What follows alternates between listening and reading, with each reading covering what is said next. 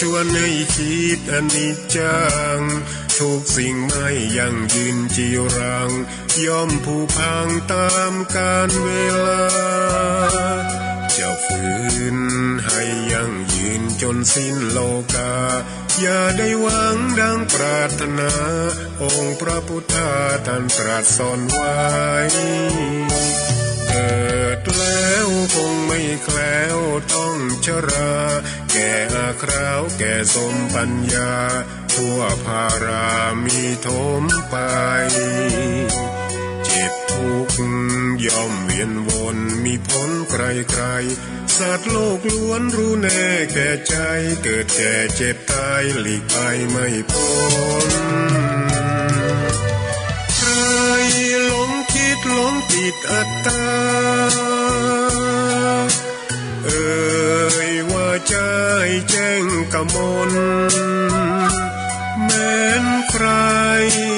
ปลงได้คงสุขล้นชีวิตมีมองมนเกิดมาเป็นคนสมบูรณ์ดับหายเพียงร่างกายไว้ชีวาแต่กุศลผลกรรมทำมาย่อมแปลงค่ากลายเป็นทุนส่งผลให้ทุกคนเวียนวนไม่สูญสุขและทุกข์เป็นไปตามทุนที่พวกคุณได้ก่อทำมา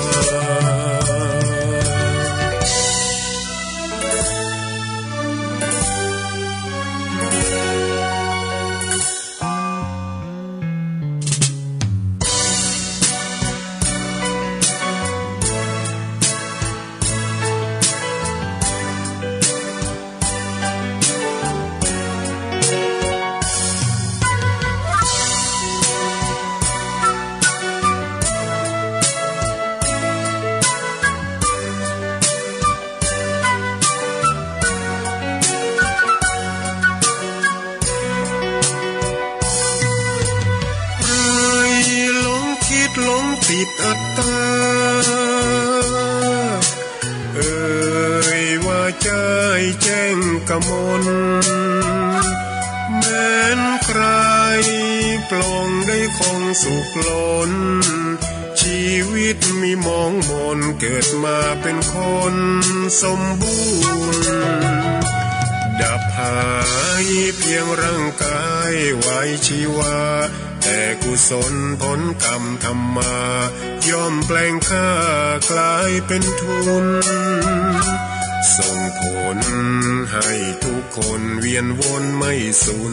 สุขและทุกข์เป็นไปตามทุนที่พวกคุณได้ก่อทำมา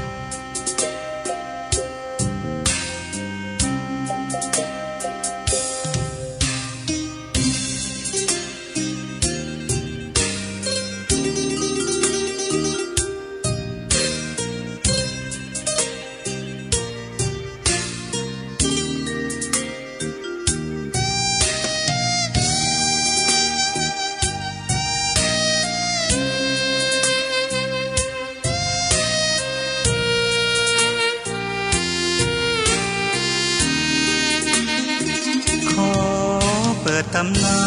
น1,300 กว่าปีแม่จามเทวีสร้างพระเจดีย์ที่วัดดอยน้อยพร้อมเจดีย์โค้งอีกองค์เคียงคู่อยู่ดอยสลับก้อนหินใหญ่น้อยร้อยเรียงหน้าอัศจรรย์พระธาตุสีทองแงนมองฝูงพึ่งทำรังช่างมีมนต์ขลังพลังศักดิ์สิทธิ์บนนั้นกล่าวคำไหว้สากราบสักการะคนลุกขนชันส สัมผัสถึงสายสัมพันธ์คงเป็นลูกหลานเคยร่วมสร้างบุญ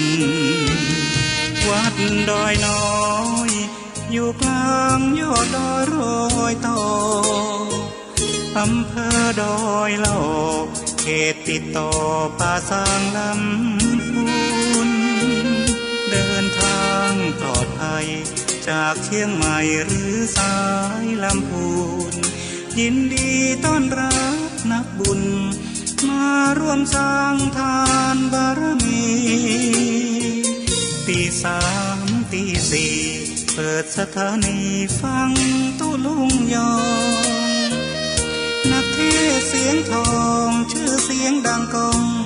ทั่วฟ้าธานีตัวจริงเสียงจริง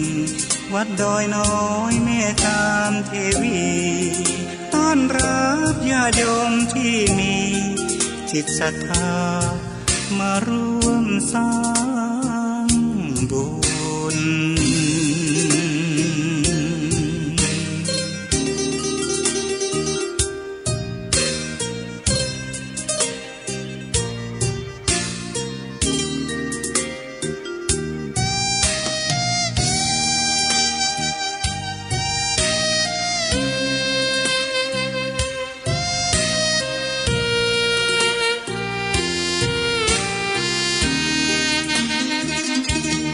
วัดดอยน้อยอยู่กลางยอดดอยโรยต่ออำเภอดอยเหล่าเขตติดต่อป่าสางลำพูนเดินทางปลอดภัยจากเชียงใหม่หรือสายลำพูนยินดีต้อนรับนักบุญมาร่วมสร้างทานบารมีตีสามตีสี่เปิดสถานีฟังตุลุงยองนักเทศเสียงทองชื่อเสียงดังก้องทั่วฟ้าธานีตัวจริงเสียงจริงวัดดอยน้อยแม่จามเทวีต้อนรับญาติโยมที่มีจิตศรัทธามาร่วมสร้างบุญ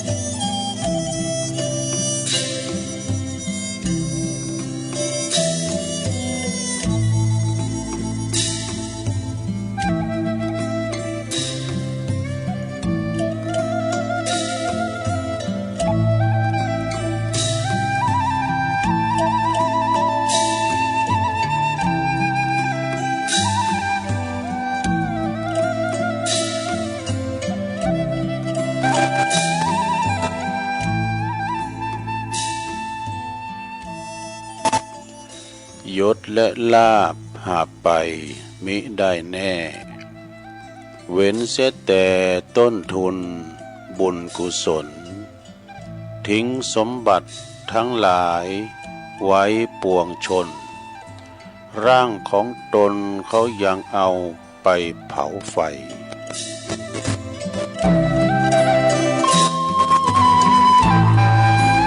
ตื่นเจ้าขึ้นมาก็ยิ้มแย้มแจ่มใสทุกโศกโลกภัยหายไปหมดสิ้นก็ขอความนอบน้อมแด่พระรัตนตรัยอันมีพระพุทธพระธรรมพระสงฆ์เป็นสรณะที่พึ่งกราบแนบไต่ไหวสาถวายความเคารพมายังครูบาอาจารย์พระมหาเถรานุเถระท่านเจ้าคณะพระสังฆาธิการพระภิกษุสามเณรเจ้าจุโตนจุองค์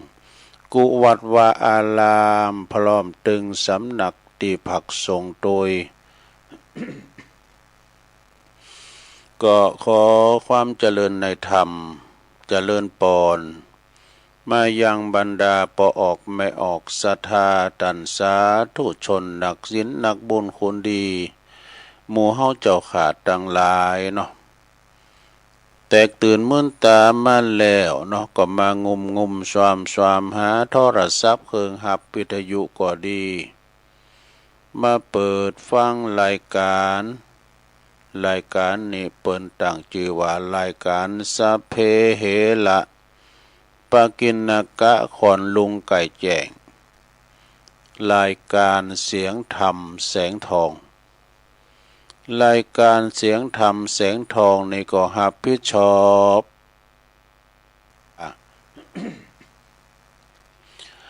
ดำเนินรายการโดยต้นตัวแห่งอาตมาภาพเก่ากระผมตุลุงนันชัยวัฒนาคเสโนจัดรายการอยู่ที่บุญห้องทรงของวัดพระธาตุดอยน้อยตำบลดอยหล่ออำเภอดอยหล่อจังหวัดเชียงใหม่มาปบมาปะกันในยามค่ำคืนก่อนแจ้งเนาะก็ตื่นจื้นคืนมาแล้วก็มาค้นคว้าหาข้อมูลหาหลักธรรมกันเนี่ยอันนั้นหน่อยอันนี้หน่อยเป็นกรรมคติธรรมกรรมมือกรรมอย่างต่างๆจะมานำเสนอเนาะศรัทธาญาติโยมได้ฟังกันไปเป็นกรรมบาเก่าโบราณพองกรรมสมัยเก่าสมัยใหม่ก็ผสมผสานกันไปเหตุการณ์ในปัจจุบันก็อดีตที่ผ่านมาก็ดีเนาะมาฟื้นฟูปิ้นเตอเรื่องกินเรื่องทานพองนะเรื่องวิธีชีวิตเจ้าให้เจ้านากะวิธีเจ้าบ้านเสาะเบ่หาเงินทำการทำงานนะตามบ้านนอกบ้านนาพองก้านะเอามาละเราสู่จูกันฟังไงเนาะสำเตก็ตรงประเด็นกับบางคนสมัยเล่งโง่เล่งควายก้าดำก่อนนี่ตังบ้านนอกบ้านนาเฮานี่มันก็มีคอควายได้ไข่กุฏิเนาะสถามีเฮินใน2 โต 3 โต 5 โตเปิ้นมีโง่มีควายกันก่อนเนี่ยไทยหน้าหรอแต่บัดเดี๋ยวนี้ก็วิวัฒนาการเป็นควายเล็กกันไปทำอย่างก่อง่ายเอาเงินเขาตุบเอาเงินเขาป้อเนี่ยแต่ก่อนนี่เปิ้นใจแหงบ่าแหงคุณแหงควายปลูกให้ปลูกหน้านี่ก็เอามือเอาวันกันล่ะลุงแขกกันเนี่ยเปิ้นว่านะก็ตุนทุนก่อมป้อนหลายโหลกันไปโหลกันมาจอนั้นแล้วไปจอนั้นนี่สมัยแต่ก่อนเนาะเยอะหน้านี่เอาง่ายๆต้องไปเจ้าควายกันคุณได้มีควายก็ไปเจ้าควายควายตั้งในเมืองบ่ได้มันเป็นนักควายงานก้ามจังก้านี่ก่อนนี้มันอยู่กับตุงกับหน้าแต่เนาะเยะหน้าปลูกข้าวไว้กินเป็นวิถีชีวิตบ้านนอกบ้านนาหาปูหาปลาพักแวนพักนอกพักคำสังพักตบก้าพักบุ่งพักคำสังพักละนอง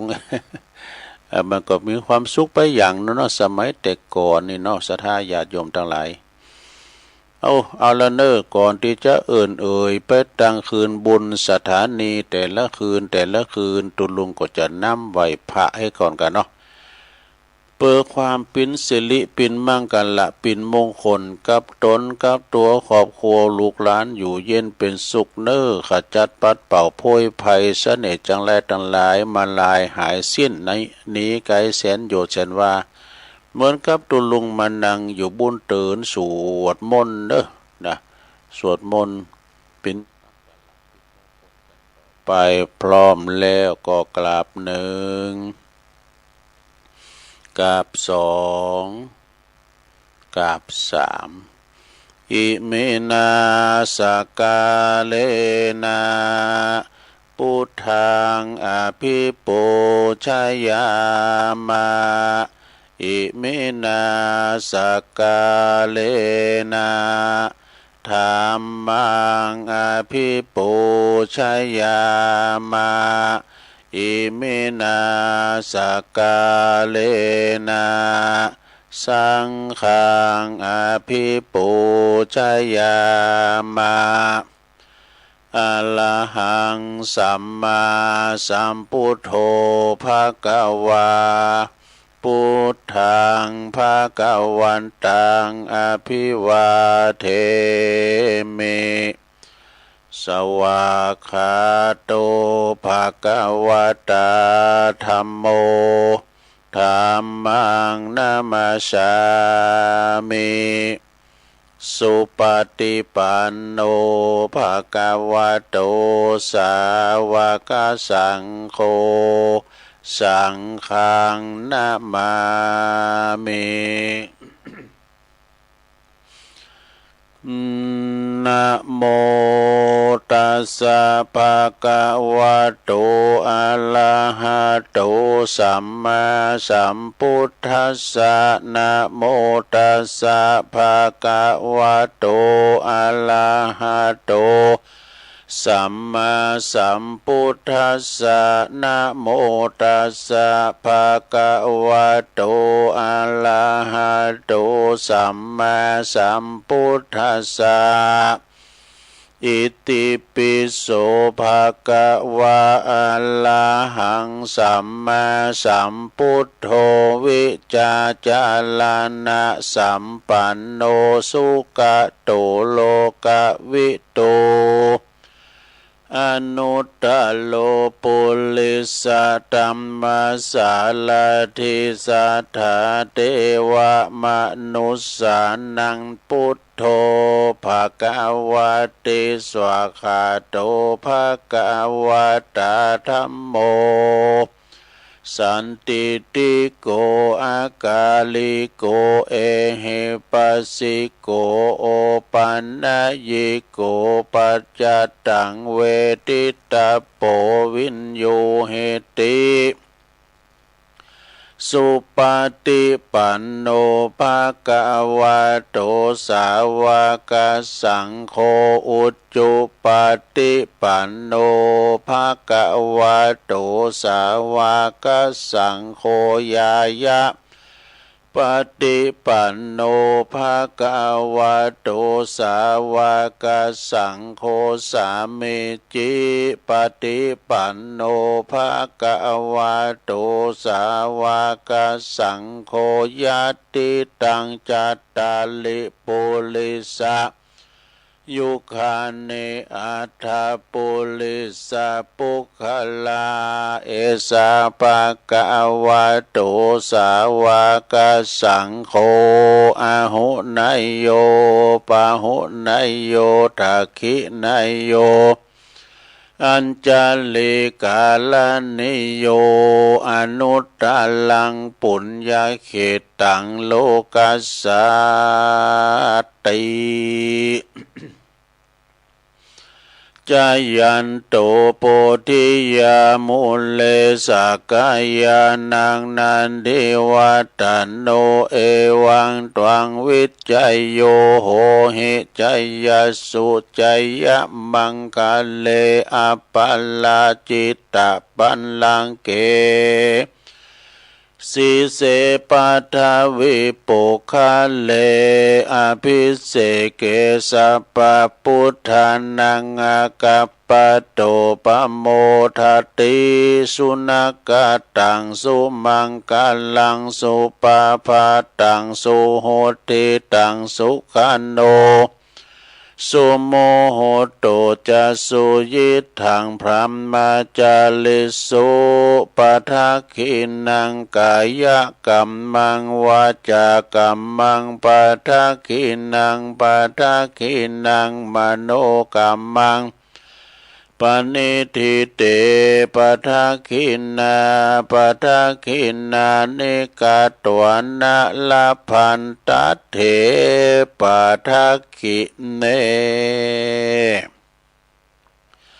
สัพพิติโยวิวัจจันตุสัพพะโลกวินาศตุมาเตภวัตวันตลายโยสุขิติกายุโกภวะอภิวาทานาสิลิสานิจัง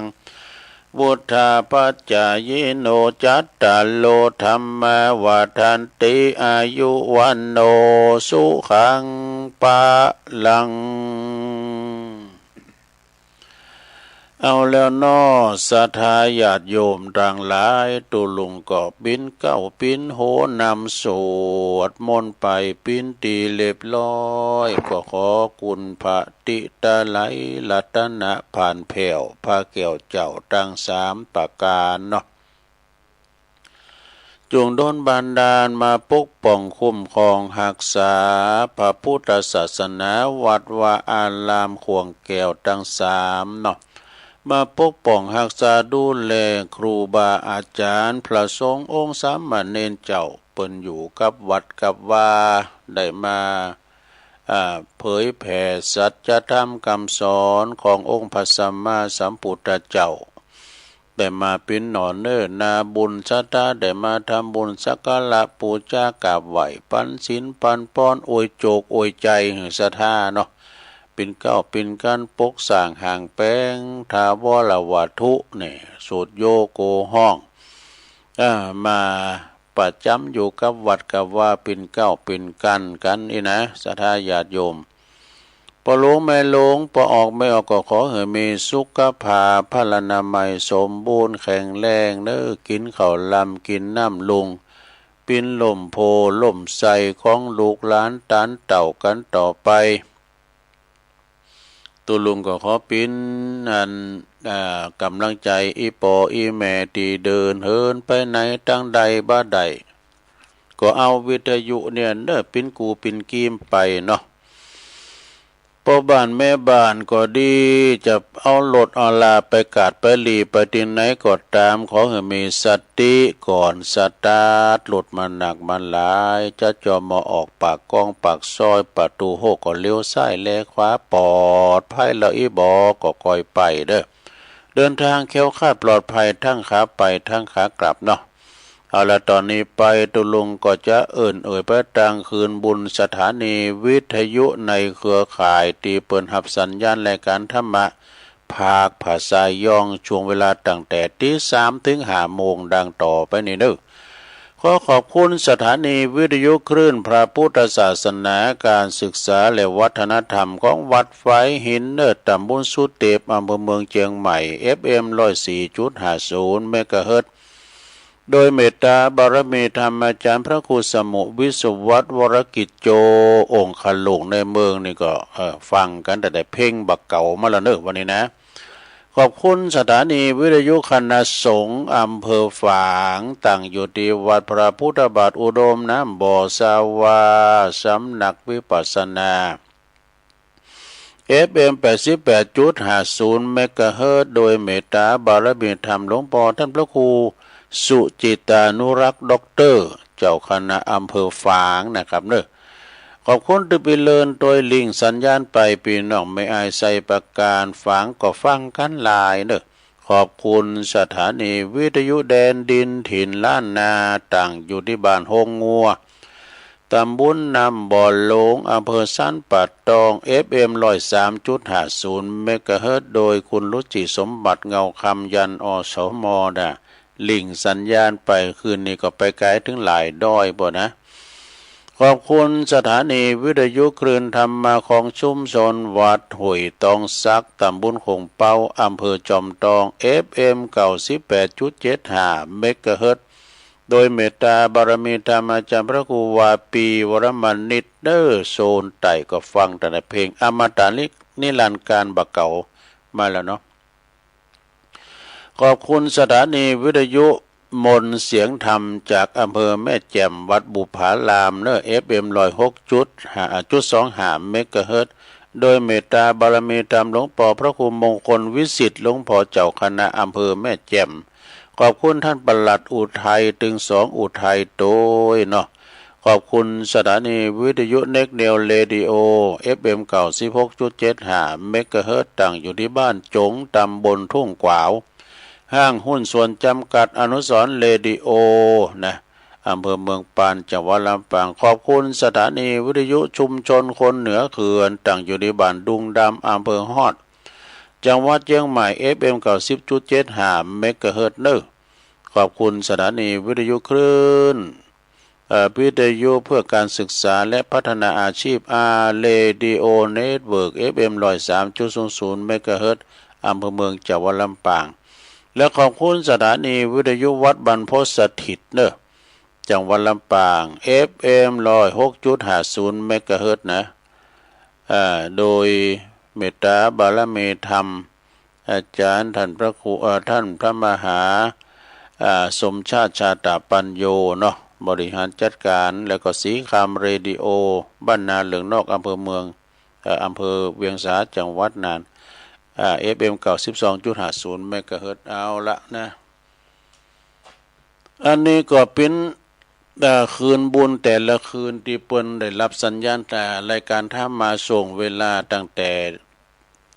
ตี3มาละเนาะได้ลิงก์สัญญาณให้ศรัทธาปออกทั้งหลายได้ฟังกันไปฟังกันไปศรัทธาญาติโยมทั้งหลายรายการเฮานี่เป็นรายการที่มาสดๆแล้วก็โตเป็นรายการแหลกอย่างรายการตุลุงนี่จะมีโต๊ะจวยพองผสมผสานตึงแห่งตึงสดนะก่อนนำเอารายการข่าวสารงานบุญศรัทธาพองมาเราสู่จู้กันฟังเป็นการกระตุ้นการทำบุญที่หันมีงานที่นี่มีงานเปิ้นก็จะได้ฟังกันแต่ก็เปิ้นพัดพากจากบ้านเกิดเมืองนอนไปต่างลักปักฐานที่อื่นเมืองเป่าเมืองฝางก็ดีวัดเดิมเฮามันจะมีงานบ่เฮ้ยได้ยินตูทุนั้นวาอยู่นะมันก็จะได้เป็นการกระตุ้นการทำบุญกันก้าเนาะศรัทธาญาติโยมทั้งหลายเอามาปะกันวันนี้ก็ตะลงครับวันนี้เป็นวันศุกร์ศุกร์เอาเหล่าเสาร์เอาหน่อยวันศุกร์ที่13เนอะวันนี้นะ13ของเดือนมีนาคมพุทธศักราช2569มานี่แล้วจะถึงกลางเดือนแล้วนะเดือนมีนาเนี่ยมีนาแล้วก็จะเป็นเมษากันเนาะฉะนั้นวันนี้เดือนนี้ก็จะเป็นเดือนแห่งความร้อนเหมือนกันแล้วก็จะเป็นเดือนแห่งว่าฟ้าฝนจะตกมาพองกายนะเนาะเปิ้นว่าจะมีฟ้ามีฝน50จังหวัดวะเปิ้นว่าระวังมันจะมีหลุมมั้ยนะเปิ้นว่านะ50จังหวัดทางใดนะอันนั้นก็เป็นอย่างนั้นเนาะตอนนี้ไปศรัทธาตุลุงก็จะนำเสนออันนี้มันจะคำสอนของพระพุทธเจ้านะเป็นคำสอนที่เปิ้นสั่งสอนลูกเต่าที่จะไปลุงเฮินไปต่างฮอดต่างเฮินไปลุงต่างนะไปอยู่บ้านสามีกาเนาะไปอยู่กับปอโผแม่โผนี่คือท่านอัญชัยเศรษฐีจะสอนลูกของเปิ้นคือนางวิสาขาเนาะนางวิสาขานี่โตเปิ้นอายุถึง120 ปีกันเเปิ้นจะปิ้นเชื่อใดเปิ้นปฏิบัติกับปอธนัญชัยจะสอนว่าจะได้ไฟนอกอย่าน้ำเข้าไฟในอย่าน้ำออกไฟนอกอย่าน้ำเข้านะก็ลองฟังอยู่ศรัทธาญาติโยมทั้งหลายนะประวัติเป็นจะได้มีเรื่องเล่าให้ฟังว่านางวิสาขาเปิ้นเป็นธิดาของท่านัญชัยเศรษฐีนะท่านัญชัยนี่เป็นเศรษฐีใหญ่นู่นะเมื่อก่อนนี้เปิ้นจะเป็นเศรษฐีนี่ต้องพญาเจ้าเมืองแต่งตั้งกันนู่ท่านัญชัยเศรษฐีนี่เปิ้นมีธิดาก็ชื่อว่านางวิสาขาซึ่งอยู่ในเมืองสาเกตเนาะเป็นผู้ที่มีบุญมากนะเมืองสาเกตนั้นก็ไกลจากเมืองสาวัตถี7 โยชน์ดุสดาไกลจากเมืองสาเกตนี่นะ7 โยชน์นางวิสาขานั้นก็ได้สำเร็จเป็นโสดาบันตั้งแต่อายุ7 ขวบดุสดาเนาะตั้งแต่อายุ7 ขวบได้บรรลุโสดาบันละนะครั้นได้หันพระพุทธเจ้าครั้งแรกนะมีบุตรของมิคาละเศรษฐีอันนี้แหมตระกูลนะตระกูลเจ้าบ่าวเนี่ยอยู่กรุงสาวัตถีพุ่นตระกูลเจ้าบ่าวนี่อยู่กรุงสาวัตถี ปอเปิ้นชื่อว่าเมฆาลเศรษฐีซึ่งมีบุตรนะลูกของเปิ้นชื่อว่าปุณณวัฒนกุมารนี่ปุณณวัฒนกุมารเนี่ยเป็นลูกของมิคาลเศรษฐีเมื่อว่ามารดาบิดามารดาหือเลิกเอากูแต่งงานหือเลิกเอาเจ้าสาวนะก็ตอบว่าพ่อเอ้ยแม่เอ้ยถ้าว่าบ้าใดเมยิงตีปิ้นเบญจกาลนีนะเบญจกาลนี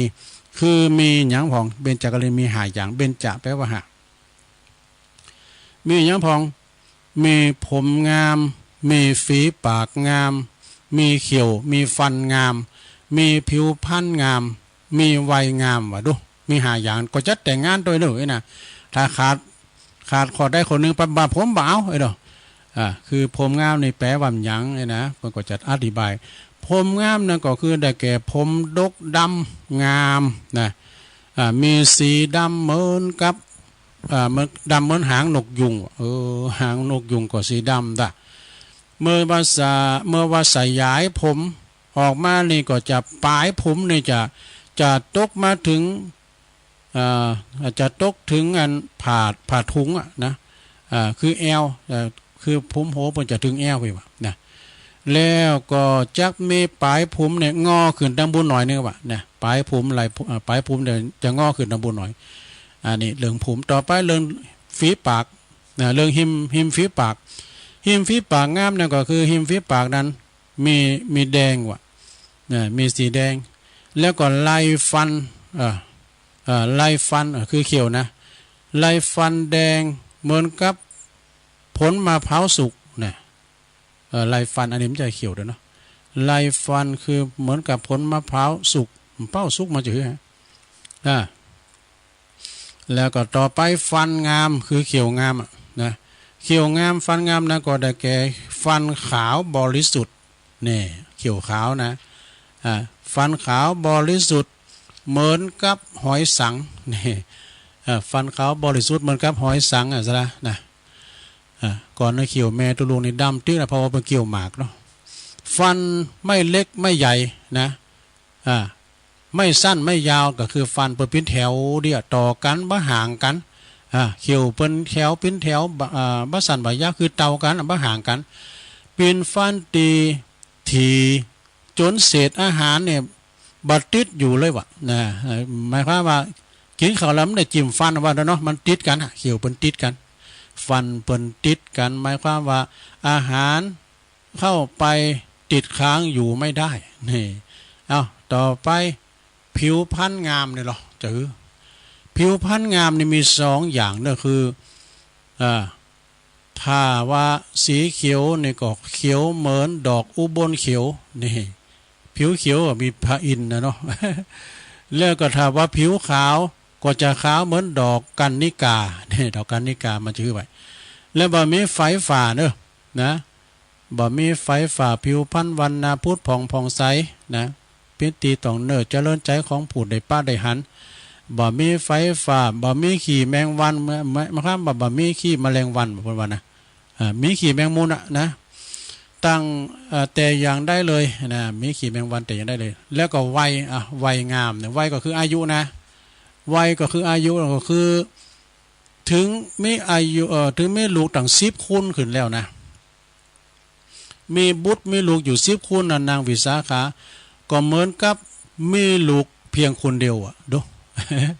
เหมือนกับมีลูกคนเดียวมีลูกตั้ง10คนนั้นแล้วก็พอเหมือนกับมีลูกคนเดียวหญิงผู้มีบุญมากยอมมีเบญจกาลนี5อย่างเด้อดังกล่าวที่ว่ามาแล้วนะถ้าอีปอยแม่เขาสอหา5อย่างเน้มได้ก็ดื่มเอาเนี่ยอันนี้ลูกเพิ่นนะลูกเพิ่นว่านะจะเอาแม่ยิงที่มีเบญจกาลนีนะมารดาบิดาของปุณณวัฒนมงคล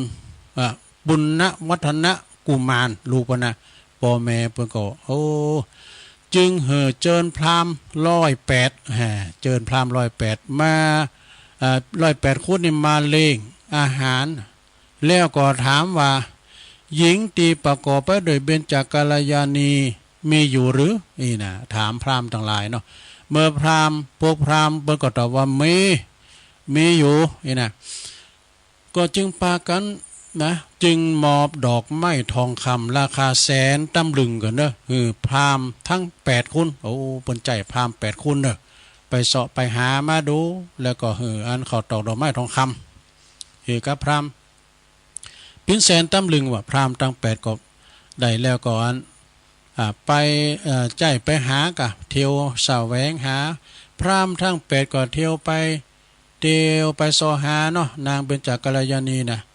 ตามบ้านน้อยเมืองใหญ่บ้านนอกขอกนิคมไปหมดบัปาตีไหนแล้วนะจึงพากันเดินทางมาถึงเมืองสาเกตนี่มาถึงเมืองสาเกตปรากฏว่าจึงมาปะนางวิสาขาซึ่งเพิ่นมีอายุ16 ปีนะปาบริวารออกจากเมืองจะไปลิ่นน้ำจะไปลิ่นน้ำที่แม่น้ำเนี่ยในเวลานักขัตฤกษ์ประจำปีงานประจำปีเพื่อจะไปอาบน้ำลิ่นน้ำกันปาบริวารมาจึงเข้าไปปราศัยเนาะถามนางนะพราหมณ์ทั้งหลายก็เข้าไปปราศัยถามน้ำแล้วก็มอบดอกไม้ทองคำหือนางเด้อแล้วก็ตามไปขอต่อท่านันชัยเศรษฐีนะเมื่อท่านันชัยเศรษฐี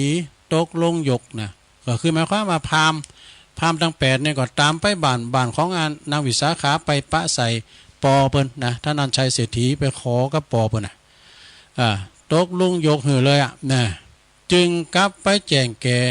จ้งบอกหือแก่บิดามารดาของปุณณวัฒนกุมารนะมิคาละเศรษฐีนี่เป็นปอของปุณณวัฒนกุมารเนี่ยนะเป็นเศรษฐีเหมือนกันนะแต่ว่าเศรษฐีมันจะใหญ่เท่านั้นท่านนันชัยเศรษฐีนะเศรษฐียอมมาหน่อยแล้วก็ผู้เป็นบิดาของปุณณวัฒนกุมารนี่ก็จึงไปกราบทูลพระเจ้าปเสนาธิโกศลนี่พญาเจ้าเมืองนะทรงทราบว่าจักไปหลับเอานางวิสาขาธิดาของท่านนันชัยเศรษฐีมาจากในเมืองสาเกตมาแต่งงานเนาะกับบุตรของตนนี่พระเจ้าปเสนาธิโกศลก็ตรัสถามว่าตรัสว่าเฮาจักไปด้วยมิคาละเศรษฐีจึงส่งข่าวไปหาท่านนันชัยเศรษฐีทราบท่านนันชัยเศรษฐีจึงสั่งลูกเปิ้นมาเนาะในพระจะสอนลูกเปิ้นนะสั่งลูกเปิ้นมาคือนางวิสาขาผู้เป็นธิดาคือเป็นลูกสาวเนี่ยนะของตัวเนี่ยมาจัดการต้อนรับเปิ้นจัดการต้อนรับตอนนี้พระราชาก็ดีเปิ้นจะมาขอนางวิสาขาเนาะนางวิสาขาก็จัดการต้อนรับเหมาะสมแก่พระราชานะแล้วก็มหาอามาตย์ราชราชบริวารพลพาหนะดอกนะคุณขับรถก็มีและ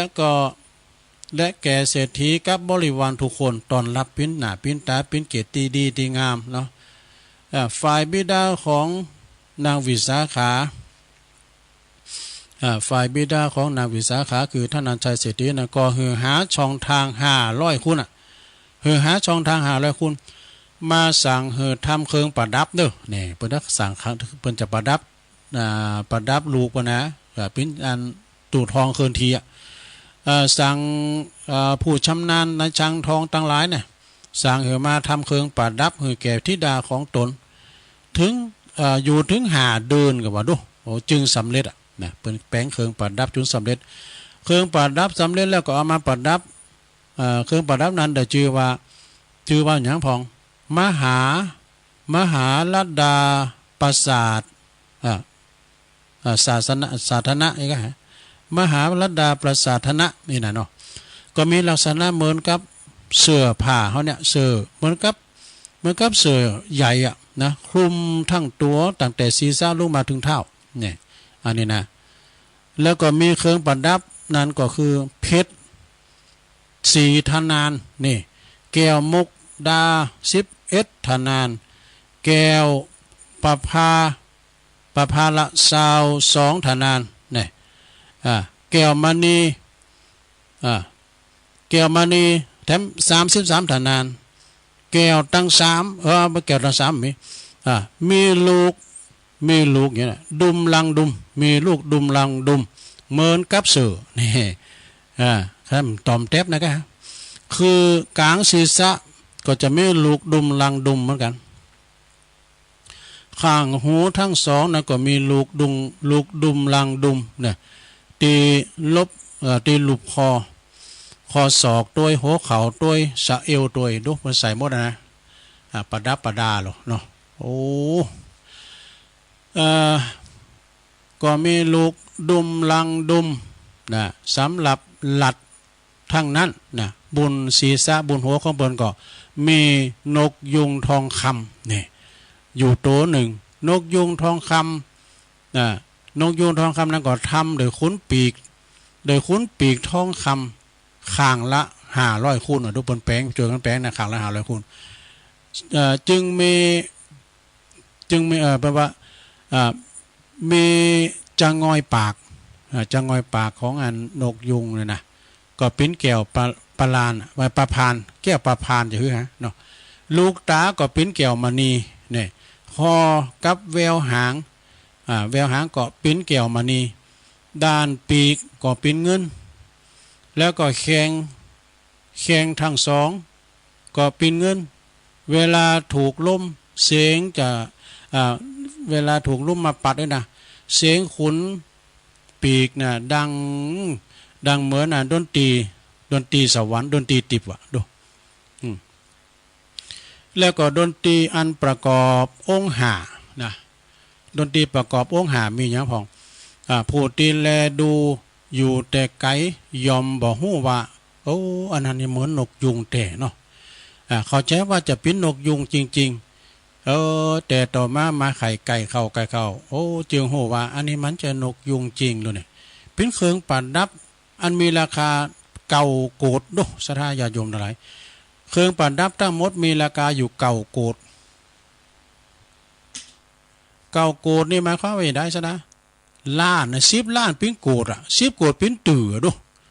โอ้มันจะปิ้นตื่อนะเก่าโกดนี่นะกากำเนิดแสนตั้มลึงนี่เฮ้ยมันใจกำเนิดสมาร์ทค่ากำเนิดนี่นะค่ากำเนิดแสนตั้มลึงเครื่องประดับทั้งหลายเนี่ยเกิดขึ้นโดยอานิสงส์นะโดยอานิสงส์ตีถวายจีวรในจาดปังก่อนโอ้หลวงเอ๋ยการนี้เปิ้นมีบุญยัง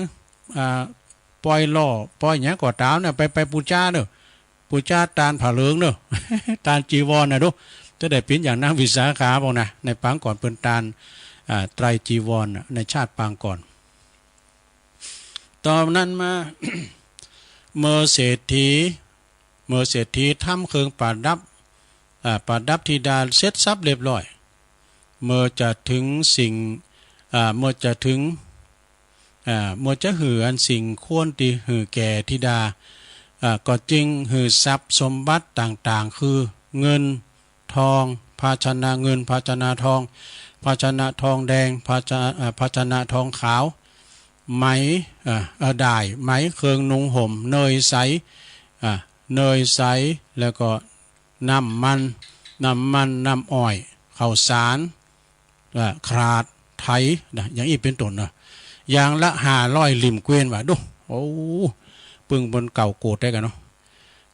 โคอีกจำนวนมากมายโคก็คือโง่นะบ่าวไพรแถมนับแสนกับว่ะดูค่าเงินจุลจันทร์นะเงินค่าจุลจันทร์55 โกดดูเมื่อจัดแจงสิ่งของเสียทรัพย์เรียบร้อยก็เลขธิดาเข้ามาหาแล้วก็หึงโอวาทเอาแล้วเนอะสะดาทุลุงก็เหมือนเคยว่ากันฮะเนาะตีท่านนันชัยเศรษฐีหึงโอวาทกับวิสาขาก่อนจะลุงหอลุงเฮินจะลุงหอลุงเฮินไปตักน้ำย้ำใจนะก็คือไปจะลุงตังนะท่านนันชัยเศรษฐีสั่งสอนธิดาลูกของเปิ้นหึงโอวาทว่า10 ข้อเนอะลูกเอ้ยนะธรรมดาแม่ยิงที่จะอยู่ในตระกูลสามีจะต้องปฏิบัติดังต่อไปนี่เนอะคือ 1 ข้อที่ 1ไฟในอย่าน้ำออกนี่ 2ไฟนอกอย่าน้ำเข่า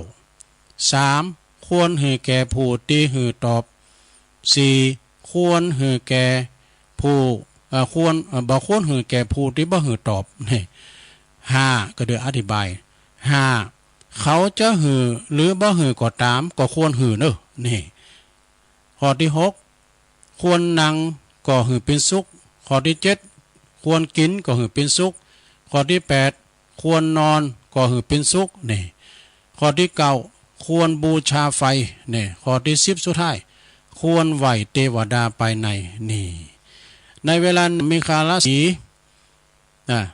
ได้นั่งฟังนะได้นั่งฟังอยู่ห้องติดกันได้ยินปอเพิ่นสอนลูกเนาะโอวาทลูก10ข้อ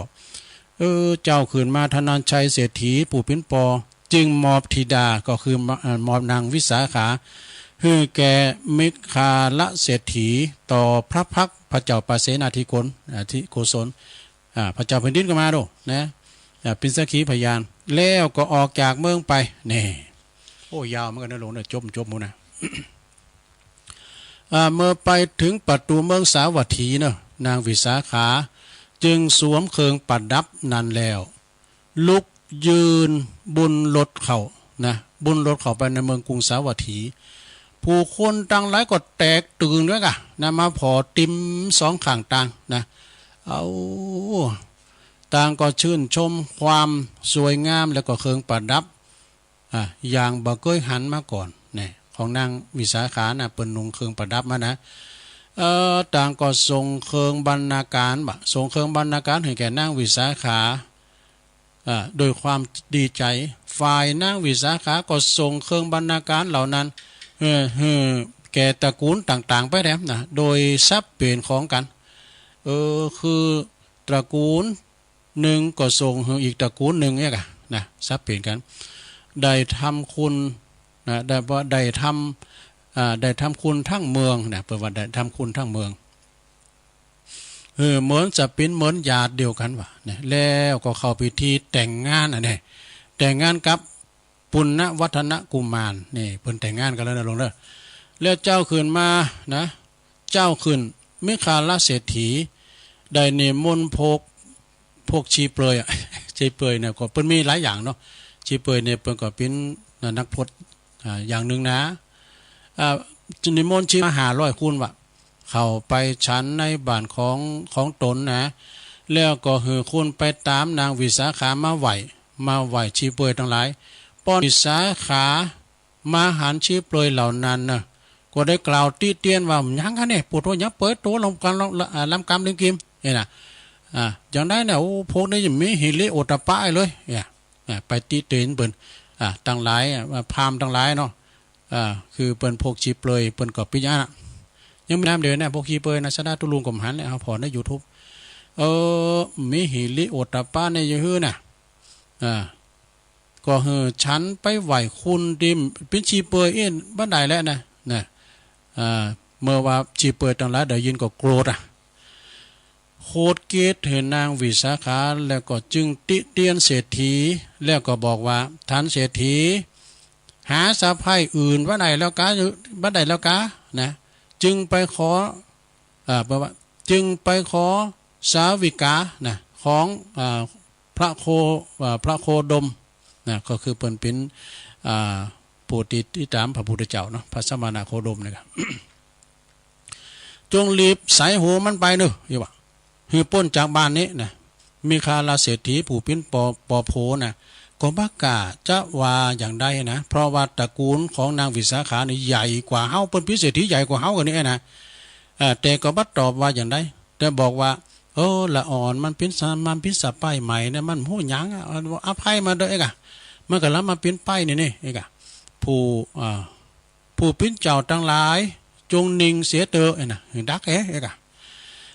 เมื่อพวกชีเปลอยกลับไปแล้วเนาะเศรษฐีก่อนนั่งกินข้าวมาทุปายาตอยู่พอดีในขณะนั้นก็มีตุเจ้าตุนหนึ่งนะพระองค์หนึ่งวะเขามาปิณฑิบาตเนี่ยมาจุกอยู่ริมตูโหนี่นะเนาะนางวิสาขาก็ยืนผัดคือเปิ้นถวายงานผัดปัดวีคือปอโพกำลังกินข้าวอยู่กะแล้วก็หันว่าตุเจ้าเปิ้นมากุมข่าวก็คิดว่าเฮาจะบอกให้ปอโพก็บักโกนเลยนะจึงเลงไปยืนเสียข้างหนึ่งคือปอโพเนี่ยเป็น มันจะได้เคารพนับถือเด้อหรอกนะเปิ้นก็กินข้าวไปเรื่อยๆตู้เจ้ามาจุกอยู่เปิ้นก็สนไอ้น่ะเศรษฐีหารว่านางท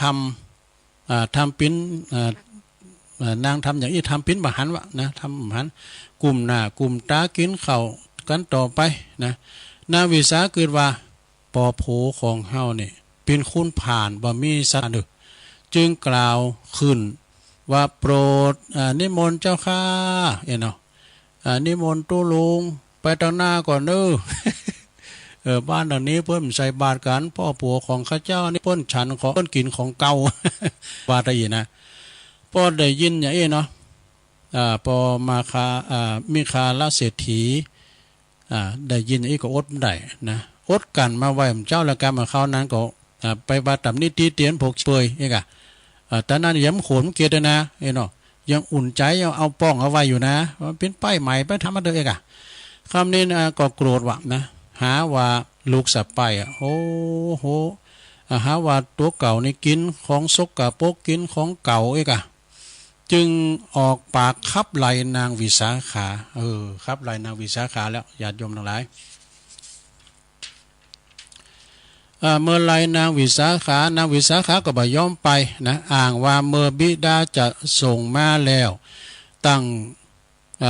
เปิ้นตั้งกระตุมพี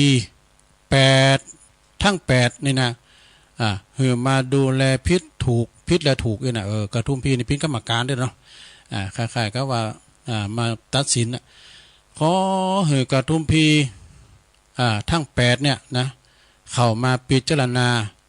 ตัดสินเสียก่อนจึงจะยอมปิกไปอยู่กับบันปอบันเมนี่นะเศรษฐีจึงประชุมพิจารณาเนาะพวกกระตุมพีทั้งหลายก็ถามว่าข้อที่1นะกินของเก่านี่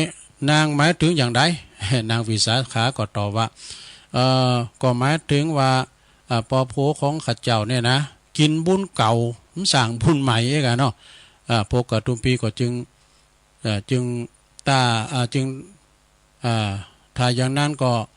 ข้อนี้บ่ผิดนี่นะเพิ่นก็ว่าผิดตัดสินว่าผิดนะข้อแรกเศรษฐีก็จึงยังมีข้ออื่นอยู่มีหลายข้อดู10ข้อกันซะนะคือนางขา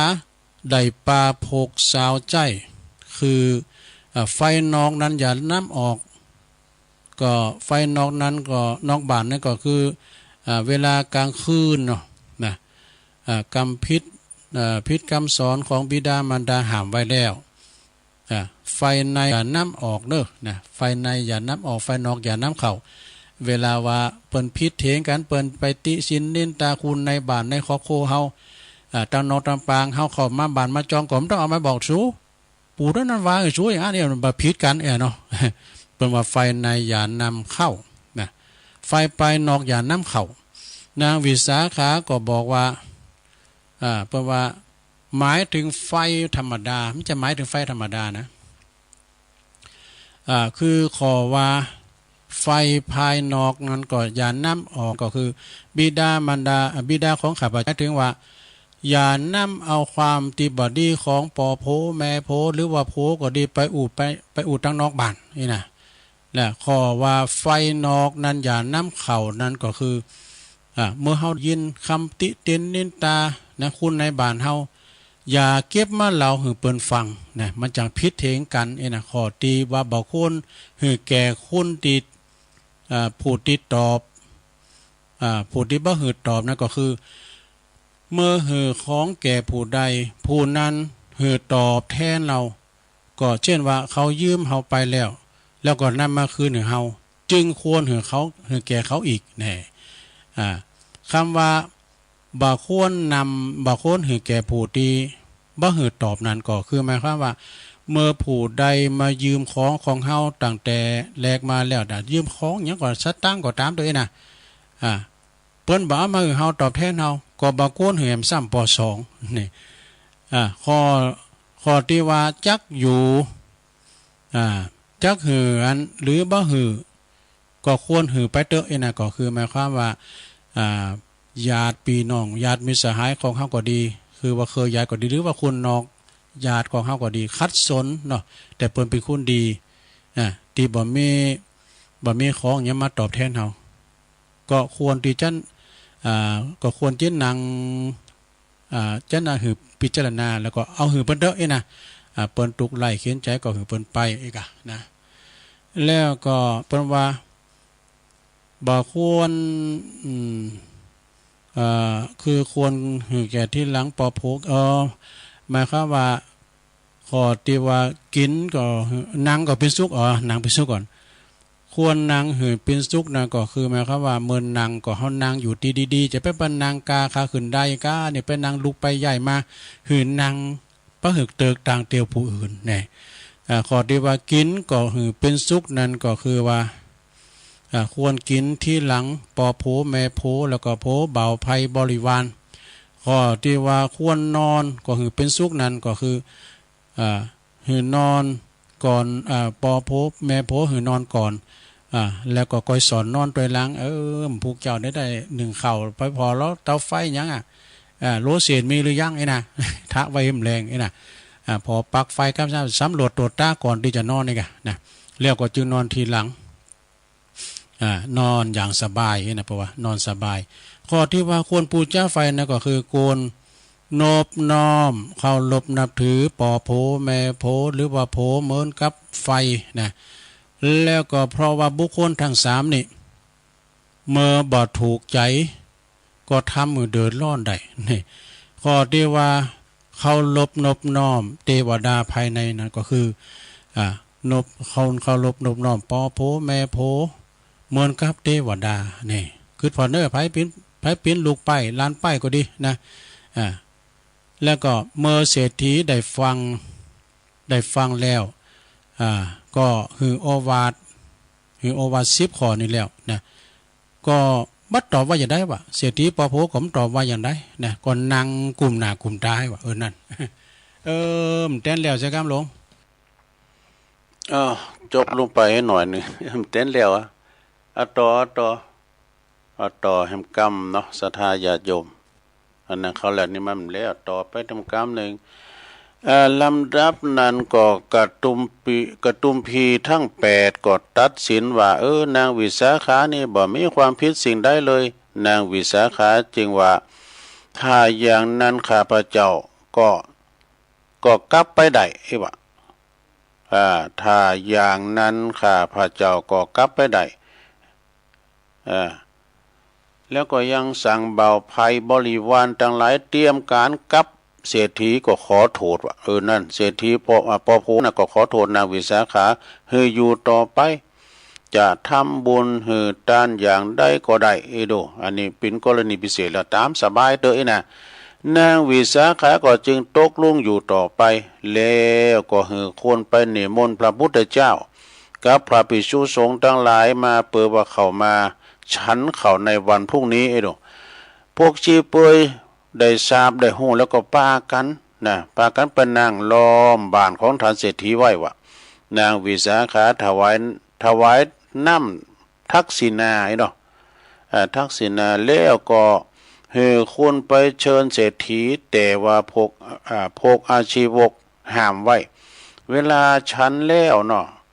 เวลาฉันเสร็จแล้วจึงไปเชิญเศรษฐีมานั่งฟังธรรมพวกอาชีวกก็ห้ามอีกแต่บ่ฟังแต่บ่ฟังพวกอาชีวกก็จึงรีบไปขึงผ้ามานกันไว้ให้เศรษฐีนั่งฟังธรรมอยู่แต่นอกผ้ามานนี่เด้อเมื่อได้ฟังพระธรรมเทศนาจบแล้วเศรษฐีก็ได้สำเร็จเป็นโสดาบันแน่พอโผว่านะแล้วก็จึงแหวกผ้ามานเข้าไปนะคาลาวะสะไปนี่ไปคาลาวะสะไปไปแล้วก็แหวกผ่ามานเข้าไปคาบสะไปแล้วก็เปล่งวาจาขึ้นตั้งแต่วันนี้ไปขอจงเป็นมารดาของเฮาโอ้โธเจ้าลูกไปเป็นเมทำไรพอโหนี่ก็ได้เจ้านางวิสาขาเป็นเมทำแล้วดูเป็นยอมขนาดนี้กันนะเป็นเสียสละดูต่อไปนางวิสาขาก็ได้ชื่อว่ามิคาละมารดาเนี่ยปิ้นเมแล้วปิ้นเมปอโผแล้วไป แปลว่ามารดามีคาละเศรษฐีเนี่ยเป็นว่าเป็นแม่มาเป็นแม่ของพระโพแล้วก็มีคาละเศรษฐีจึงได้เข้าไปกราบพระพุทธเจ้านะมอบตัวเป็นอุบาสกนี่เดี๋ยวให้หน่อยแล้วเนี่ยเป็นอุบาสกในพระพุทธศาสนาเจ้าคืนมาเวลาพระพุทธเจ้าไปเข้าเสวยฉันเสร็จแล้วก็ทรงแสดงธรรมภรรยามิคาลเศรษฐีนะก็ได้สำเร็จเป็นพระโสดาบันอีกดูแม่โผก็เป็นโสดาบันเศรษฐีหันว่าเศรษฐนางวิสาขามีอุปการะคุณแก่ครอบครัวของตนเป็นอย่างมากมายจึงสร้างเครื่องประดับแล้วสำหรับเหล็กให้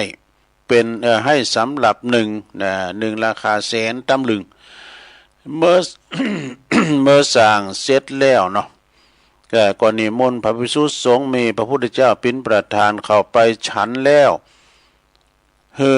ก็คือนางวิสาขาทรงน้ำหอม16กระออมนี่ แล้วก็ไปแต่งไปแต่งเครื่องประดับสำหรับใหม่ออกมาไหวพระพุทธเจ้าพระพุทธเจ้าทรงอนุโมทนาแล้วก็เสด็จกลับไปนี่จำเดิมแต่นั้นมานางวิสาขาก็ได้ทำบุญต่างๆมีทานเป็นต้นเจริญโดยบุตรธิดาคือมีลูกมีเต่าถึง10คนว่ะบุตรธิดาคนหนึ่งแต่บุตรธิดาคนหนึ่งแต่มีบุตรธิดาคนละ20เนาะคนละ20คนรวมเป็น 8,000 เนาะโอ้โหหนักแต่8,420 คนนางวิสาขานั้นมีอายุยืนถึง120 ปีนะหลวงเด้อดู120 ปีนะแต่ก็เหมือนว่ากับอายุ16 ปีว่ะนี่เปิ้นมันเฒ่ามันแก่เนาะในกาลต่อมาจึงได้สร้างวัดขึ้นมาทั้งวัดหนึ่งชื่อว่าวัดบุพารามนี่สิ้นเงินไปจำนวน27 บาทใจนะ27 โกฏเนอะโรโกฏกันแน่27 โกฏพระพุทธเจ้าจึงตรัสว่าช่างดอกไม้ผู้ฉลาดเมื่อมีดอกไม้ต่างๆอยู่มากมายก็ทำให้กลุ่มดอกไม้ต่างๆฉันใดนางวิสาขาก็ทำกุศลให้ต่างๆเพราะมีสับหมากฉันนั้นดังนี้นะเรื่องนางวิสาขานี่มีสำคัญอยู่2 แห่งคือแห่งตีวาด้วยเบญจกรณี5กับโอวาท10เพราะฉะนั้นจึงควรจำโอวาท10ไว้10ข้อไว้สอนลูกสอนหลานสอนเล่นกันต่อไปจบสาธยาโยมดูอันนี้จบลงไปเนาะนี่ประวัติของนางวิสาขามหารัตนอุบาสิกาอายุถึง120 ปีนะจบลงไปพอดีก็กับเวลาตุลุงก็จบลุงเหกรรมมาอีกเนาะก็เดี๋ยวก็มาว่ากันต่ออันนี้เป็นชั่วโมงแรกเนอะตุลุงก็จะยอบอย่างให้หน่อยนึงก่อนเดี๋ยวก็มาว่ากันต่อเนาะสถานเนาะเดี๋ยวมาว่ากันต่อแถมเดี๋ยวตุลุงยอบอย่างกินน้ำกินนองก็เดียวกันเนอะเจริญปอน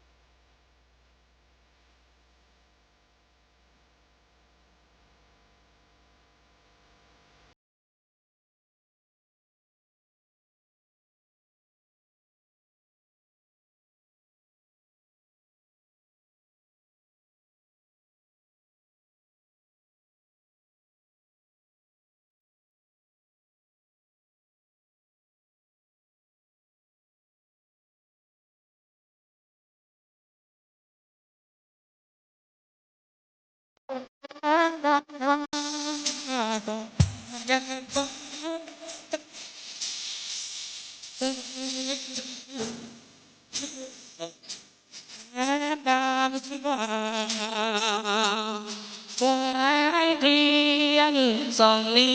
บางดานคำสว่างดังแสงจันทร์เห็ดที่ยัง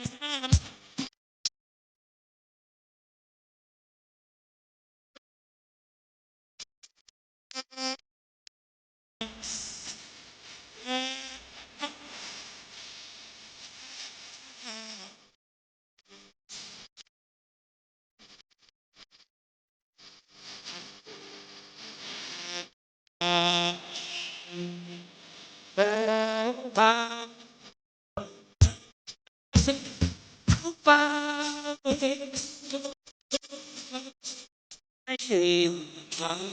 ไปให้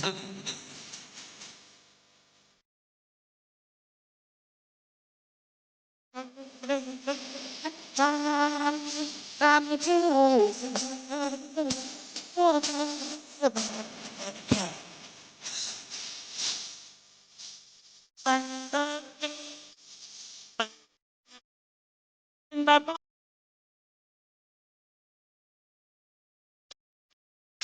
สอบสอนสองให้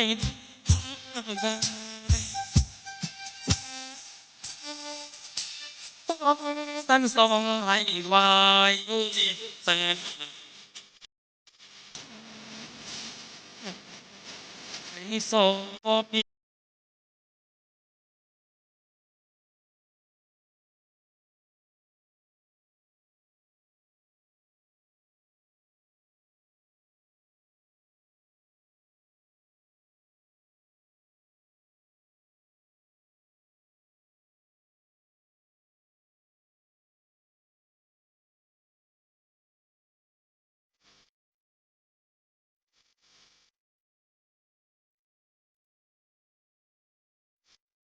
แสงทาง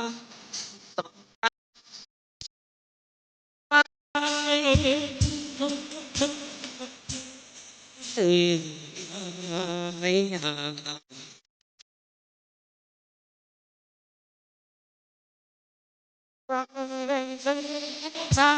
งตามรู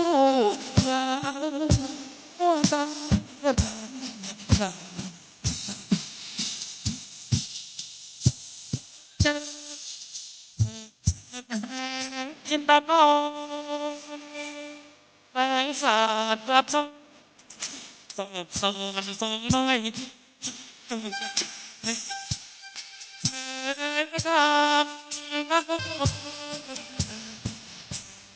จิตแปลงหาทองให้สอบดี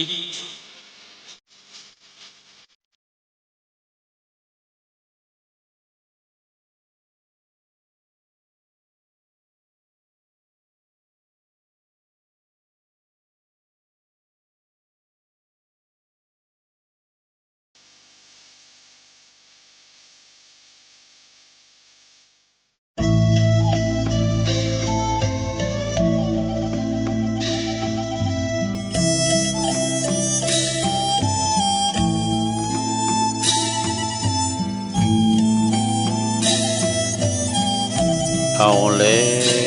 วศรัทธาสาธุชนญาติโยมต่างหลายเนาะตุลุงก็พักเบรกพักครึ่งนั่งมึนลำไปก็เจ็บหลังเจ็บแอวโพดแผ่วแปะหลังบ่ก็เลยยกใหญ่ค่ายตีเตียวไปเตียวมายืดสินยืดสาย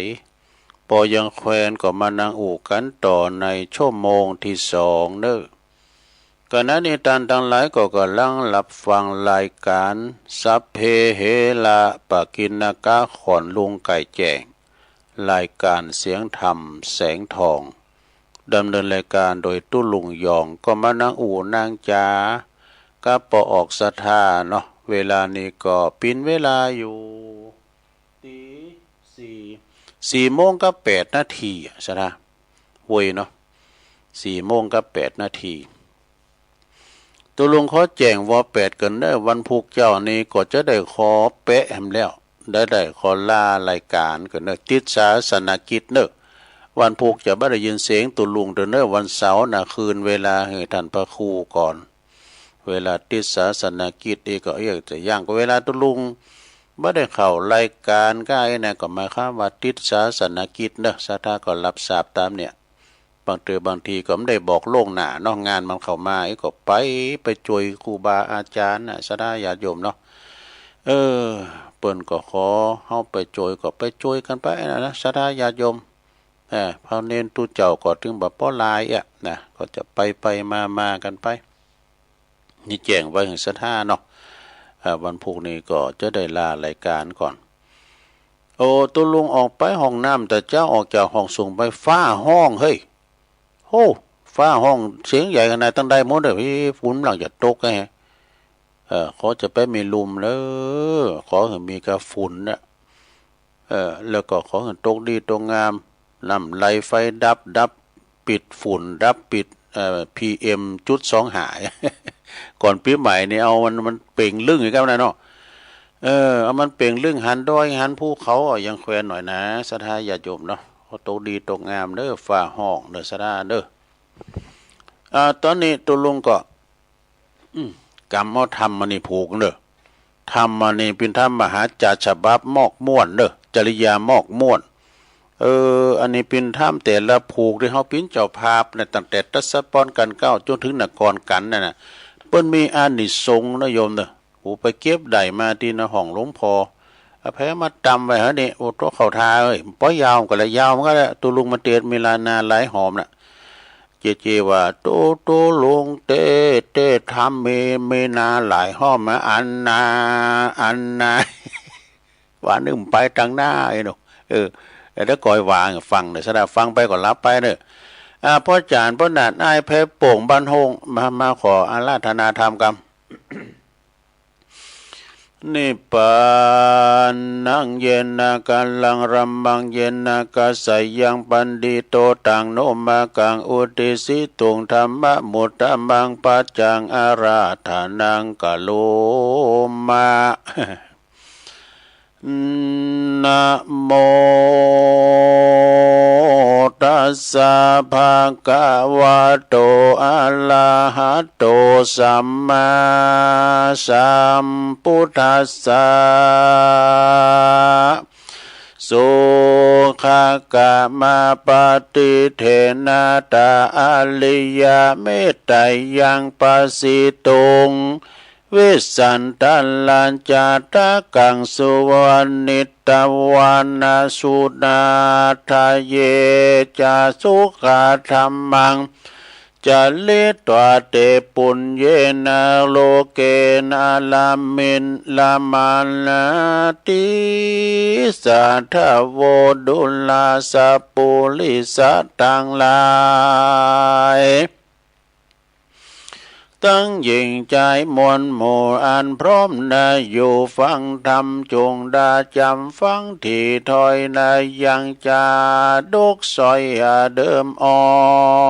นนะชื่อมหาวิสันดรกันบ่เศร้าอันอาจารย์เจ้าแต่ไทยหากสังกายานาไว้เมินนานะอันนั้นนำมาจากมุขตวันคือปากแห่งพระพุทธเจ้ามีต้นวันเยจันนะดังนี้อันว่าคนต่างหลายน้อยใหญ่มีใจใฝ่กุศลเพื่อเหือได้สุขแก่ตนไปภายนาได้หันพระเจ้าฟ้าชื่ออริยเมตตาจงแปลงใจใสแผ่กว้างตกห่างตกแต่งห่างเครื่องปูจาแล้วฟังธรรมเทศนาการวิเศษชื่อว่ามหาวิสันตลลาศด้วยใจครบยำบ่ขาดยินดีดังพระมณฑลเป็นเจ้าใดเทศนาเล่าว่าคนฝูงได้มีใจใสสะอาดได้ฟังธรรมมหาชาติแต่เก้าตันลาบต่อเต้าถึงไป การว่ายุติตายเจียนจากลานลาพรากเมืองคนจัดใดเอาตนไปเกิดในห้องฟ้าเลิศตาว่าทิ้งสาหรือว่าใดไกลกามาเกิดเอากำเนิดในเมืองคนสัมปติตนมีก็มีจูสิ่งเป็นสุขยิ่งกว่าคนตั้งหลายและนาตาสัลลกันตังอาลาพิตวาเยปุเจนาติเยจานาอันว่าคนต่างหลายฝูงใดได้ปูจาเอากันตัสสะปอนนะตากันเก้าใส่ดังอันนาพันละบุญนั้นพาเสดปาเกิดโภคาพ้นจากพยาจุสิ่งใดสุขล้ำยิ่งบอกขาดในพระศาสตร์เลิศแล้วอันผ่าดับแล้วด้วยแก้วเจ็ดประการมีสัมปาติขันมากกวางต่างมาจ้างงัวควายมีข้ายิงข้าใจช่วยใจสุขบานไข้คืนวันมาดังคุณสาวันจันฟ้าปันปอนแก่นางนอนลาพุทธดีปาลาเมล้ำเลิศได้ลงมาเกิดเมืองคนปอนบันดล10สิ่งใดพาเสดยิ่งดังผาธนาและนาหิมมาวันต่างลาพิตราเยปูเจนาติอันว่าคนต่างหลายฝูงใดได้มีใจใสผ่องแผ้วได้มาปูจาทำเลิศดวงเลิศแล้วชื่อว่าทำหิมมาปานก็เมอานิสงส์เจียงคานวิเศษภาละอานิสงส์เตดเมหลายเมหลายจักได้สุขสบายหลายแหล่เงินคำแผ่มากตาวลังลายเข้ามาตังวันแหลนาตานาตังตานากันตังลาปิตราปูเจนาติกันว่าคนยิ่งใจฝูงใดหนุ่มทาว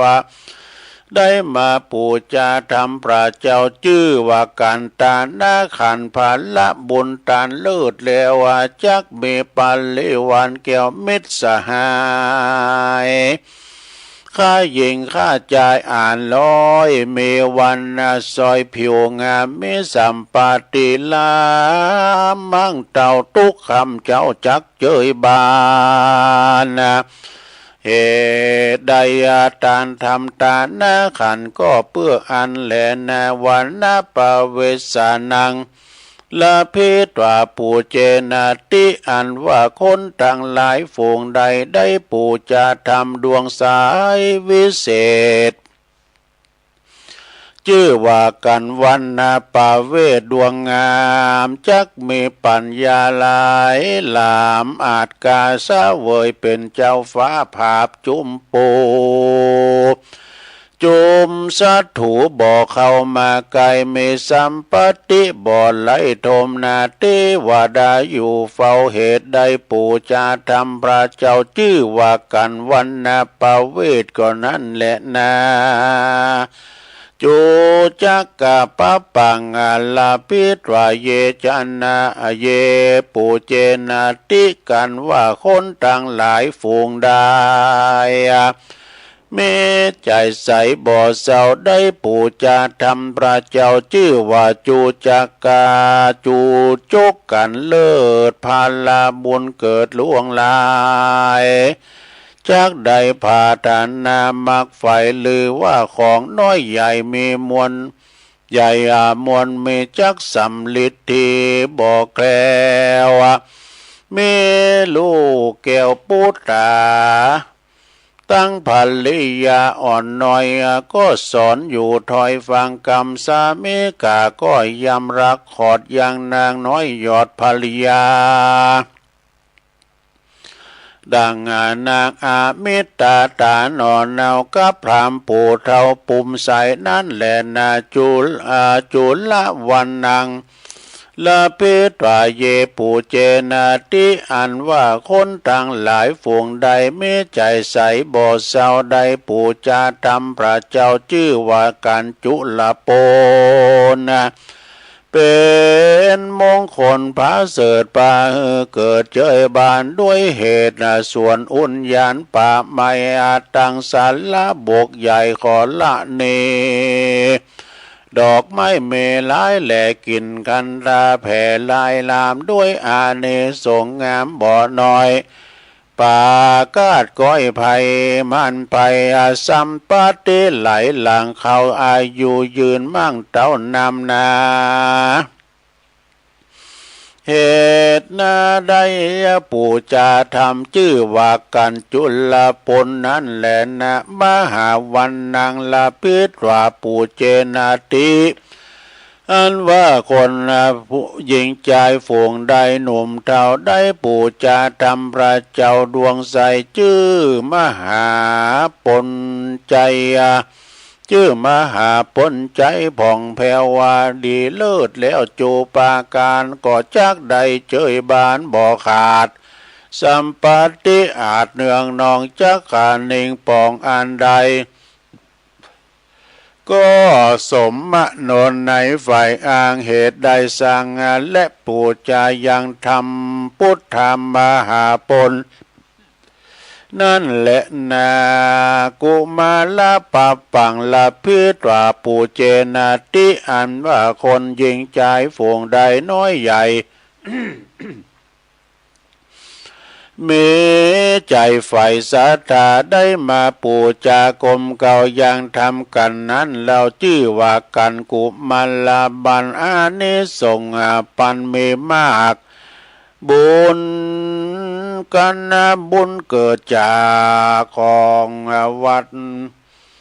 กองวัดอันใดปฏิบัติด้วยตามจักมีสัมปติลามากวางตาเป็นชื่อเป็นเจ้าจ้างภาพจุมปูคนมักมาจูอยู่ไกล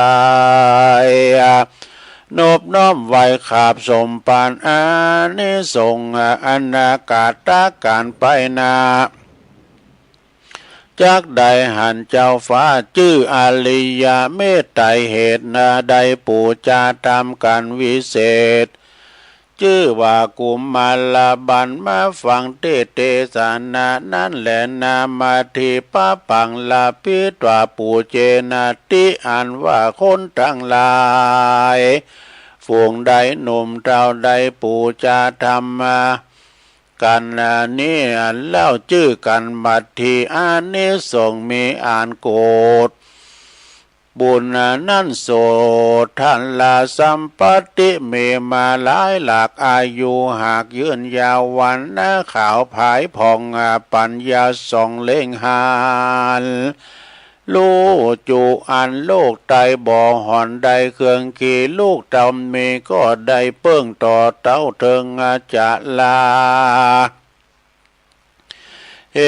ตุได้ปูจาทำกันชื่อมาทีนั่นแหละนาสกาปะปังลาพิตราปูเจนาติอันว่าปุกะละผู้ใด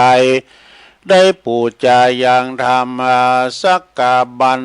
กันวิเศษแม่นว่าจักอยู่เขตแดนใดคนอยู่ใกล้อยู่ไกลก็จักหลักขอดเทวดาสอดหลักสามีสิเนหาหลายแหล่จักป่าปากจ่าแก่คนใดเขาย่อมเมใจไฟห้อยอยู่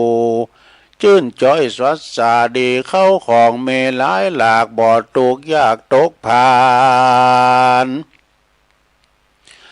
เหตุใดสร้างและตานกรมเก่าทำมา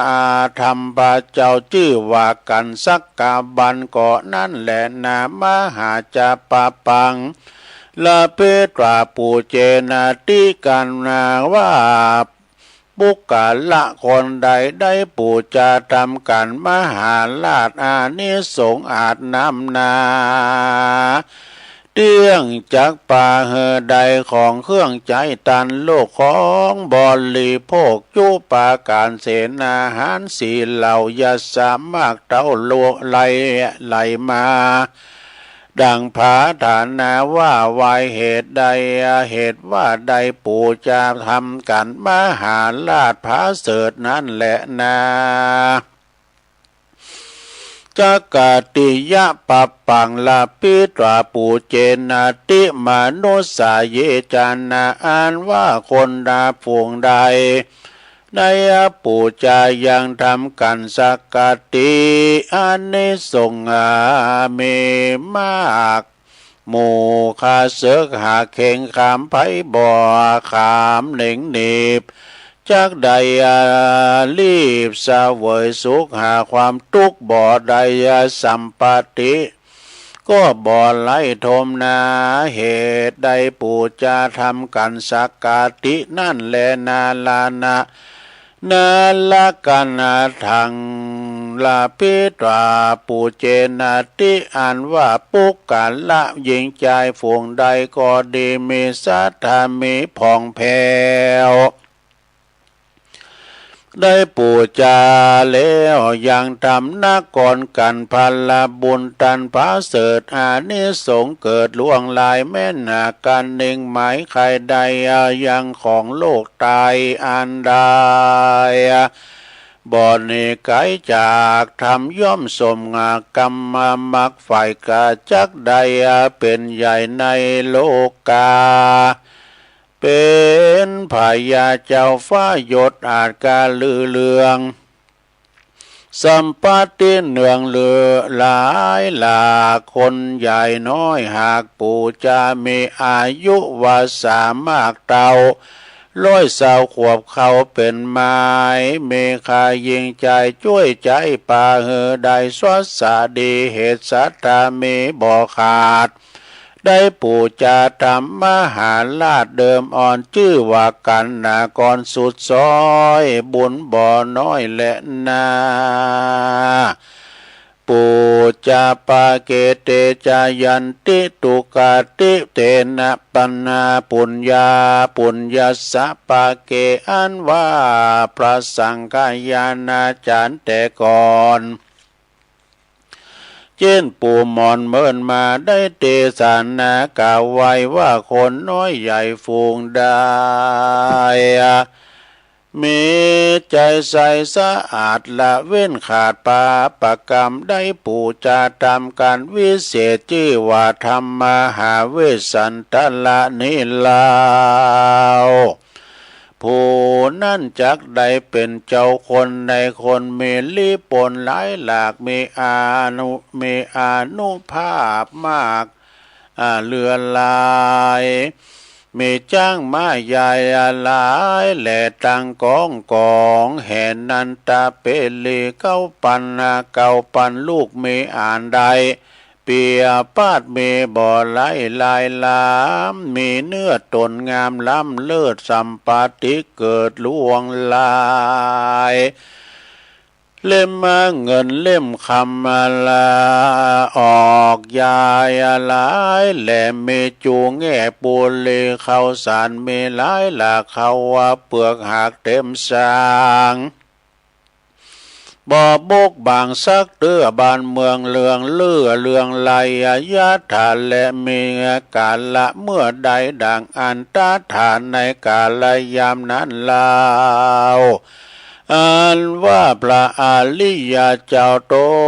นพระเสด็จจักลงมาเกิดโลกลาสมปันกาตตราพายานำสัตตามวลหมู่คาใดคำสู่นิพพานมันหือตันบ่ขาดมีสินสะอาดรักษามันภาวนาจาใจจักป่าหือได้สุขีสวัสดีข้ามเจ้าใดหันนาหนอพระเจ้าชื่ออริยเมตไตรหือใดไก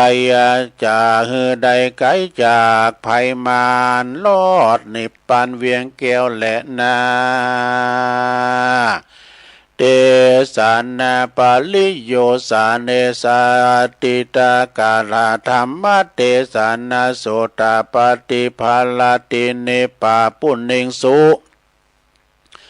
มโหจานาในเมื่อเลี้ยวธรรมเตสานาอันว่าพระพุทธเจ้าหากเตสานาอันว่าคนนามวลหมู่ก็ได้ถึงยังโสตาสกิตากาอนาคาและอรหันตาตามบุญสมปานแห่งตนอันใดก็ตาที่การมาแต่ก่อนก็ไม่ด้วยประการดังกล่าวมานี้แหละนาเวสสันนามหาเวสสันตละนิสังอาสกาถาตขิยาอันเตสนายังทำอานิสงส์มหาเวสสันตละก็บังกลมโสมเรสาเดชเลี้ยวเท่านี้ก่อนแลสาธุสาธุสาธุจบลงไปศรัทธาญาติโยมทั้งหลายทำเวสสันตละลอมเนาะจบลงไปศรัทธาได้ฟังกันเนาะ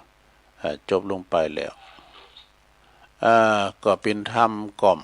ธรรมยาวนะไม่ใช่ธรรมกล่อม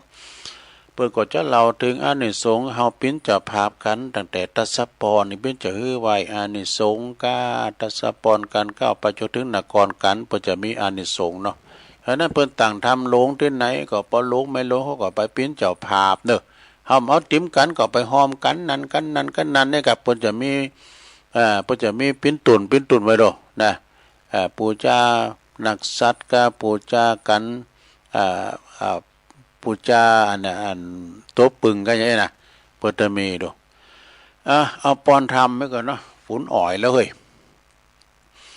สัพพิติโยวิวัจจันตุสัพพะโลโกวินาศตุมาเตภวัตวันตะลายโยสุขีติคายุโกภวะอภิวาทานาสิริสะเนจังวุธาปัจจายโนจัตตาโลธรรมาวาทันติอายุวันโนสุขังปะลังเอาแล้วอยู่ดีมีสุขในโลกเนอเป็นการติดน้ำติดธรรมมรดกธรรมปืนบ้านลั่นนาปืนเมืองเฮาไปเนาะขออนุโมทนาเนอกับศรัทธาญาติโยมตอนนี้ไปจะประกาศข่าวสารงานบุญกันเนอะศรัทธาเนอะฝนก็อ่อยมากกันฟ้าแหะฟ้าแพ้ฟ้าห้องก็โกเป็นปิดสถานีเอกเนาะแต่ตุลุงเนี่ยปีนี้นะตุลุงปิดก็ได้ทั้งตุลุงนะวันที่16กันเนาะ16มีนาเนี่ยมานี่ไปงานศพที่วังสวนกุยเนาะแม่อุ้ยมอนซ้อนเนี่ยแม่อุ้ยมอนซ้อนปันวาลีเนี่ยเปิ้นอายุถึง93 ปีอ่ะซะนะคุณนักคุณลายเนอะปันวาลีนี่กว้างขวางลูกเปิ้นเป็นเจ้าเป็นนายกันเป็นเป็นครูบาอาจารย์ก็หลายเนาะปันวาลีนี่กว้างขวางเด้อเป็นพี่น้องต่างเมืองพานก็มาแล้วแต่ว่านะเมืองพานก็อุตรดิตถ์ก็ตากไกนะมีหลายเนาะ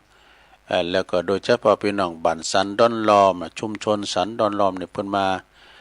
มากันจัดหลายเนาะก็มาส่งสการเลิกสากแม่อุ้ยหมอนสอนปันวาลีอายุถึง93ก็แล้วไปก็ไปปะกับครูบาอาจารย์เนาะในเมตตาธรรมครูบาวันพระอธิการวีรชัยอิทธิวรีเนี่ยเปิ้นก็จะมีงานปล่อยเนาะปล่อยสั่งร้องนั่นเนี่ยที่วัดกูแก้วเนี่ยฟังเปิ้นแห่กองขึ้นโฮงเนี่ยพี่น้องไตปล่อยสั่งร้องนี่นะเปิ้นจะมีวันที่16กว่ามีลูกหลานมาโบสถ์สาวป่ายดอกเปิ้นมาโบสถ์สาวป่ายที่วัดกูแก้วนาคราชตำบลอันนี้เปิ้นมีอีเก้นะอีเก้ไตนะเขาว่าน่ะเป็นอีเก้ไตน่ะ ก็ไปพอกันเนี่ยไปรวมบุญกันเนี่ยมีเสา6 ตุนกันเนี่ยเปิ้นจะโบสถ์วันที่16นี่นะเตียนวัดกูแก้วตำบลน้ำดิบอำเภอป่าซางแล้วก็อันนี้ก็จะเริ่มแล้วเด้อวันนี้ วันนี้วันพุธนี่ก็ที่ปุ่นวัดพระธาตุดอยขุมเงินเมืองลี่ปุ่นนะโดยครูบาโตพร้อมด้วยคณะสัทธาแม่หวางหน้าทรายปุ่นน่ะเปิ้นจะมีการส่งน้ำพระธาตุประจำปีเนอะเริ่มวันที่เมื่อแรงเนี่ยกันแล้วก็พุกส่งน้ำมีสืบชะตาด้วยนะที่วัดพระธาตุดอยขุมเงินก็ไปกินพระทานเมืองลี่มาก่อนเนาะอันนี้ก็งานออกเมนพระราชทานเพลิงศพเนาะในเมตตาธรรมพระครูพิธานสาธุกิจหรือว่าขันติทัลโลนะฉายาเปิ่นสมบูรณ์ปัญญาคำนะอดีตเป็นเจ้าคณะตำบลหนองปลาสวายอดีตเป็นเจ้าวัดหนองศูนย์ตำบลหนองปลาสวายอำเภอบ้านโฮ่งจังหวัดลำพูนเนี่ยน่าเป็นโชคข่าววัดหนองศูนย์เด้อในวันที่14วันพุธวันเสาร์นี่ก็เวลาประมาณว่า15 นาฬิกานะ15 นาฬิกานี่ก็คือบ่าย3 โมงเนี่ยเปิ่นประกอบพิธีบำเพ็ญกุศลกับพระสงฆ์จำนวน10 รูปสวดพุทธมนต์มาติกาพิจารณาผ่าบางสกุลแล้วก็เวลา16 นาฬิกาคือว่า4 โมงเปิ่นก็จะพิธีอาราธนาสรีระสังขารอันไร้ดวงวิญญาณของท่านพระครูคืนนอนพระศาสตร์ปากบ้านก็คือพระศาสตร์หลังกายนะพระศาสตร์หลังเป้งแล้วก็20 นาฬิกาก็บำเพ็ญ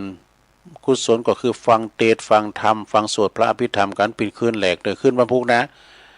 วันที่14วันเสาร์เริ่มวันเสาร์เนอะแล้วพอจะเสวันติดที่เสาร์ปุ่นเนอะเสาร์นี่เป็นวันพระราชทานเพลิงศพของท่านพระครูพิธานสาธุกิจอายุเปิ้นถึง83ก็นี่นะ พรรษาก็63นะก็ในเมตตาธรรมอาจารย์ท่านพระครูอินทวันทิพากรเจ้าคณะตำบลประธานในการในการงานครั้งนี้เนาะแล้วก็แต่ละคืนโดยเฉพาะวันที่15เด้อ15นี่วันติดนี่นะ15วันติดนี่เปิ้นจะลากพระศาสตร์เด้อจากวิหารขึ้นไปสู่พระศาสตร์เม้นใหม่นกหัสดีลิงนะในเวลา13 นาฬิกาก็คือบ่ายโมงนี่จะได้มีประกอบพิธีพระสงฆ์20 รูปสวดธรรมนิยามสูตรแล้วก็เวลาบ่าย2 โมงนี่ก็จะได้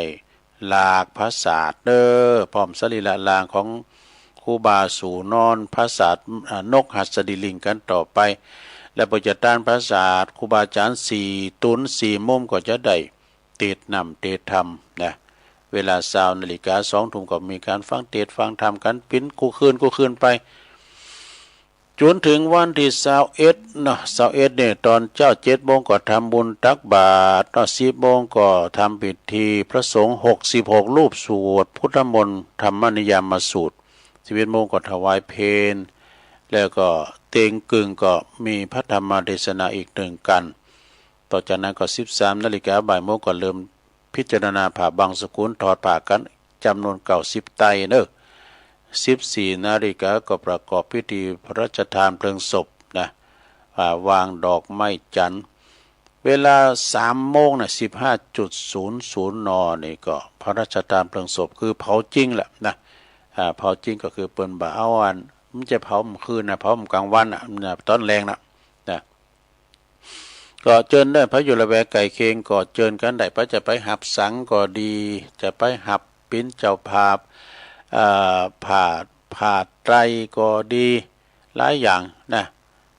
จะปิ้นไปปูจาโลไม่เงินโลไม่คำไปปูจาผ่าไตรมาถอดก้านี่ไปเปิดห้องตาลก็เจิญกันได้เนอะที่วัดหนองศูนย์นะหนองศูนย์ตำบลหนองปลาสวายปอยล่อเนอะคุณนาคุณลายเนอะปากันไปเนาะพอนกฮัสดีลิงมันเลี้ยวไปเลี้ยวมาพับหูพับตาได้นะติดต่อสอบถามได้ที่พระอาจารย์เกียรติพงศ์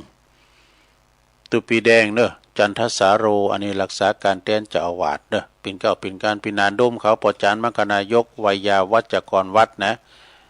ที่วัดหนองศูนย์กันต่อไปนะทำงานหนึ่งก็นี่ก็เป็นงาน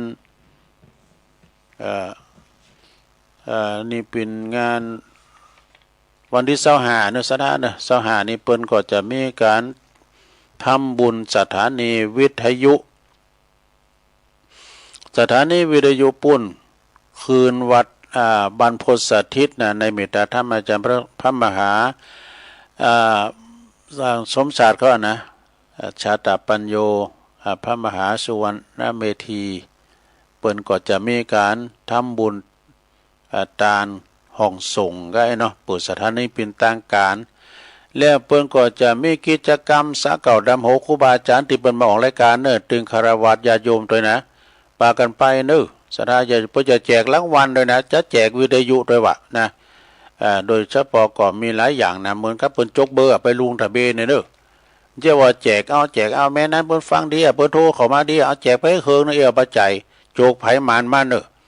เปิ้นจะมีอันจะจับสลากต่อไปก็ไผหมายเลข12น้องสึง มารับรางวัลเนอะวิทยุ1เครื่องนะปุดโตเฮกันนี่มนต์แหละไปเนอะแล้วก็ไผจะไปหับปิ้นเจ้าภาพอันใดนึงก็ไปวิทยุเครื่องนึงก็เต็มกว่า300ปิ้นเจ้าภาพกันได้ซะนะทานินทุกบาทคุ้มค่าด้วยทานินก็ฟังรายการไปตัวเนาะที่วัดบรรพตสถิตเด้อวันที่25เมษายนนะสดาวันคำเด้อถ้าสายคืนบุญตั้งหลายก็ปากันไปจุไปโลมกันเนาะไปพบปะสังสรรค์และไปสุมาการาวาสิบสามิจิกรรมครูบาอาจารย์ที่เปิ่นปินผ่านนักจัดรายการก็ดีพระอาวุโสก็ดีมีหลวงพ่อดอยหลวงพ่อดอยหลวงพ่อนิวิศิลจังสังวรแล้วก็ท่านพระมหาสุวรรณเมธีนะโอ้รวมกันหลายนะสายตั้งหาวนี่ก็พระครูอภิวัฒนวิกรมประธานคืนสีขาวนะเปิ่นจะปากันไปเด้อไปมนงานสันเล่ากันนะที่วัดบรรพตสถิตจังหวัดลำปางเมื่อไหนก็ไปปากันเฮ็ดเตอหนึ่งเนี่ยนะสราญาโยม31มีนา1เมษายนก่องานบุญสงน้ำพระธาตุประจำปีพระธาตุพบโชคทวีศรีสันเหมืองที่วัดสันเหมืองเนอะเพิ่นจะมี31มีนาและ1เมษายนเนอะโดยเฉพาะ31นั่นก็เปิ้นก็เป็นวันตกแต่งหาดาตานเมื่อค่ำยามคืนก็เปิ้นมีมวยมันเด้อหลายกูด้วยกันนะไปผอมวยเนี่ยผอมวยฟรีนะไปผอมวยกันกลางวันที่1ก็มีซออีกก็พระจะเป็นเจ้าภาพหับสังก็ชุดละ300ติดต่อได้ที่สามเณรเอาหลักเด้อหรือว่าพระจะไปเปิดโรงทานก็ดีไปหับสังก็ดีไปสารสลงสนานทับไปปูชาหรือว่าบริจาคหน้างานบุญก็ได้เด้อเอาวัดเปิ้นงามเปิ้นแปลงศาลาโลงอกโลงใจไม่ได้แปลงเต้นแล้วก็นี่นะศาลาเปิ้นก็กว้างขวางโลงดีเขามันโฮมเดียมันยินเดียมันพางเดี๋ยวถามพระอาจารย์นี่แหละก็พางในหลังวิหารจังหวัดสุกแล้วฮะ หวานเนี่ยปะโธเตี้ยวไปกินอยู่จะล็อกก็ล็อกยังมาปล่อยลงปีเลี้ยวก็ได้พางหวานมายมชิดที่วันสันโค้งคำก่อนเน่นหนาเนอะเดือนปีการบ่นะอันนั้นมันสุกเขากินดิบน่ะลำดีโธแล้วที่วัดบรรเลาพระเจ้าตะเขียวนี่ชุ่มเฮ้ยเพื่อไปแป้งอ่อล่อหม้อ ชุ่มปากออกน้ำลายปูอมละเตียนวัดน้องศูนย์ก็มีเนี่ยอันอ่อนๆนะทุกคนจะไปเด็ดทั้งกินทั้งเปิดกินอันอ่อนๆลำ กินอันอ่อนๆนะลำดิปะหกฟ้าก็จะหน่วยจะใหญ่เด้อที่หน้ากุฏิปนามีอยู่ก้ามายมชิดแล้วก็วันที่1นะโยมเด้อที่วัดสันเหมืองตำบลหนองล่องอำเภอเวียงหนองล่องนะในเมตตาธรรมท่านพระมหาธีรพันธ์ธีรกิติประธานหรือว่าปริญธรรม9ประโยคเจ้าคณะตำบลหนองหล่องเด้อปิ่นเก้าปิ่นกันพระอาธิการอิทธิกรตุปิโยโย่เขาสามเณรเอาหลักปัญโยนันแล้วก็ปหลวงสมชายเพิ่มบุญมาเขาเนาะผู้ช่วยเขาเนี่ยเปิ้นปิดกันเนี่ยเปิ้นสามัคคีกันที่วัดสันเหมืองนาโตคุณหนักคุณหลายตุปิโยโย่ก็ถวายการตอนหลับจะดีนะแล้วก็วันที่10ก็ที่วัดสุวรรณวิหารเด้อประสงค์น้ำถาดมอนจอมย่องจำลองกันเนาะพระจอมย่องจำลองแล้วก็อาทิของครูบาเขินค่ำโดยนะในเมตตาธรรมอาจารย์ท่านพระครูสุวรรณศิลวิสุทธิ์เจ้าคณะตำบล นครเจดีย์เขต2นี่ตุปีบินเปิ้นเป็นเจ้าคณะตำบลเปิ้นมีกูปีวันที่10 เมษายนกันเนาะพระจะไปหับสังพระจะเปิดห้องทานก็ดีก็เจิญกันได้เด้อวัดสุวรรณวิหารเนี่ยเมื่อก่อนนี่เปิ้นต้านเข้าใหม่กันนะก่อนตุลุงปิ้นตูใหม่ไปต้านก่อนอาจารย์เขินเปิ้นอยู่หั่นเนาะเปิ้นเป็นเจ้าคณะอำเภอโดนแล้วก่อนโอ้พระเนรเปิ้นหลายเด้อพระเนรเปิ้นนักกำแล้วแหละแล้วก็เปิ้นนี่ก็เปิ้นมีเปิ้นเป็นสอนบาลีสอนหยังอีกประตานเข้าใหม่2 ตีตานพระบาทแล้วก็มาตานวัดสุวรรณวิหารโอ้แต่ก่อนนี้ตุพระนี่พระเนรหลายเนาะนะแล้วเข้าปริวาสครับนะเข้าปริวาสหั่นโอ้เปิ้นเข้าไปที่หั่นรอโบสถจตุรมุขหั่นนะตุลุงเลยเข้าหลายเตอกับที่หั่นคิงเด้อเปิ้นเพิ่นดูดมะลีเลยนะแล้วก็เปิ้นขึ้นไปสวดมนต์เนี่ยสวดมนต์เนี่ยสวดธรรมนิยามเนี่ยก็ไปปิ้นตำบุญการตุ่มบุญได้ผ่านผู้มาได้ไหมอาจารย์เขินอาจารย์ท่านมหาเขินคำนะผู้มาได้ไหมแล้วก็สวดลูกทุ่งนะสวดสังโยกนะนะโมตัสสะภะคะวะโตอะระหะโตอาจารย์ท่านพระครูโดงนะพระครูสวัสดิ์ตุนาโดงนะเอาดีๆนะเนอะก็เอาได้นะได้ไปซ้ำซ้อนให้ก็เลี้ยวไปเนาะวัดสุวรรณวิหารแล้วก็วันที่12ก็ที่วัดใหม่หนองหอยเนอะ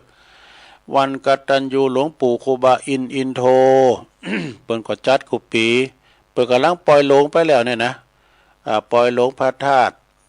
เจดีย์แล้วก็วิหารหลวงเขาเปิ้นก็แล้วไปโธ่ตุลุงก็ไปนอนหัน3 คืนโมนโธ่คุณก็หนักก็หลายพี่น้องตายก็หนักแล้วก็อาจารย์พระครูสังวรยติกิจก็เพิ่นจะมีจัดอยู่เลยนะจะจัดงานส่งน้ำพระธาตุแล้วก็วันลำลึกนึกถึงครูบาอาจารย์วันกตัญญูในวันที่12 เมษายนเนอะที่วัดใหม่หนองหอยนะไปรวมกินรวมทานกันเนอะแล้ววันที่13ก็ที่วัดนี่ก็ที่วัดกลปวัดอัมพวันนะใกล้ๆกับพุทธมณฑลเชียงใหม่ในเมตตาธรรมพระครูวิสิทธิ์รัตนธาดาเนาะเปิ้นปินเจ้าอาวาสแล้วก็เปิ้นมีกุฏิส่งน้ำพระธาตุโดยสืบจัตตาลงโดยโอ้คุณนักเนอะคุณนักคุณหลายเปิ้นแห่ขบวนกันเกินนะโดยประหลวงจันลันทรเทพประหลวงแหนบทองคำประหลวงพุทธมณฑลก็13เนอะต่อจากนั้นก็หลายตีอยู่เนอะ16 17นี่ก็วัดหนองเจดีพระครูธรรมวัดพระครูด็อกเตอร์นะบัณฑิตธรรมวัดด็อกเตอร์เนาะอาจารย์ศิวนัทเปิ่นก็มีกุฏิส่งน้ำพระธาตุที่วัดหนองเจดี19ก็ปุ้นที่วัดช้างเขาน้อยเนอเนอะอันนั้นก็พระธาตุจอมย่องจำลองนะเพิ่นก็มีกุฏิท่านพระบริกาไพฑูรย์ขันติทโรนะเจ้าของเครื่องเสียงดังฟังชัด เพิ่นจะมีทรงน้ำพระธาตุนะวันที่19 เมษายนที่วัดช้างเขาน้อยเหนือก็ยังหลายอยู่เนาะก็มันไกลอยู่นี่ได้มันไกลอยู่เขาก็ค่อยประกาศเดินพฤษภาคมนะไกลอยู่แจ้งข่าวเตียนบทเน้นผักหลอดนี่ด้วยเนาะในคณะสงฆ์ตำบลดอยหล่อเขต1 เขต 2 เขต 3นี่ตามกุปีนี่ก็มาบวชที่วัดพระธาตุดอยน้อยนะปี50 60 70ปีนี้พอจะย้ายฐานไปที่วัดอรัญญาวาสดงป่าหวายเด้อพอจะไปโบสถ์กันที่หาดในชุมชนคุณหลายเด้อไปมีถึง3 เก๋กันนะเนาะแล้วก็มันมี3 ปอก 3 หมู่บ้านโอ้มีเป็น500หลังคาบ่กล้ารวมกันนี่ก็กาห้วยทรายก็เลิกกินละห้วยทรายเนี่ยไปบิณฑบาตนี่บ่โอ้คุณหนักคุณหลายเปิ้นจะมีในวันที่1 เมษาจนถึงวันที่9 เมษาเนอะ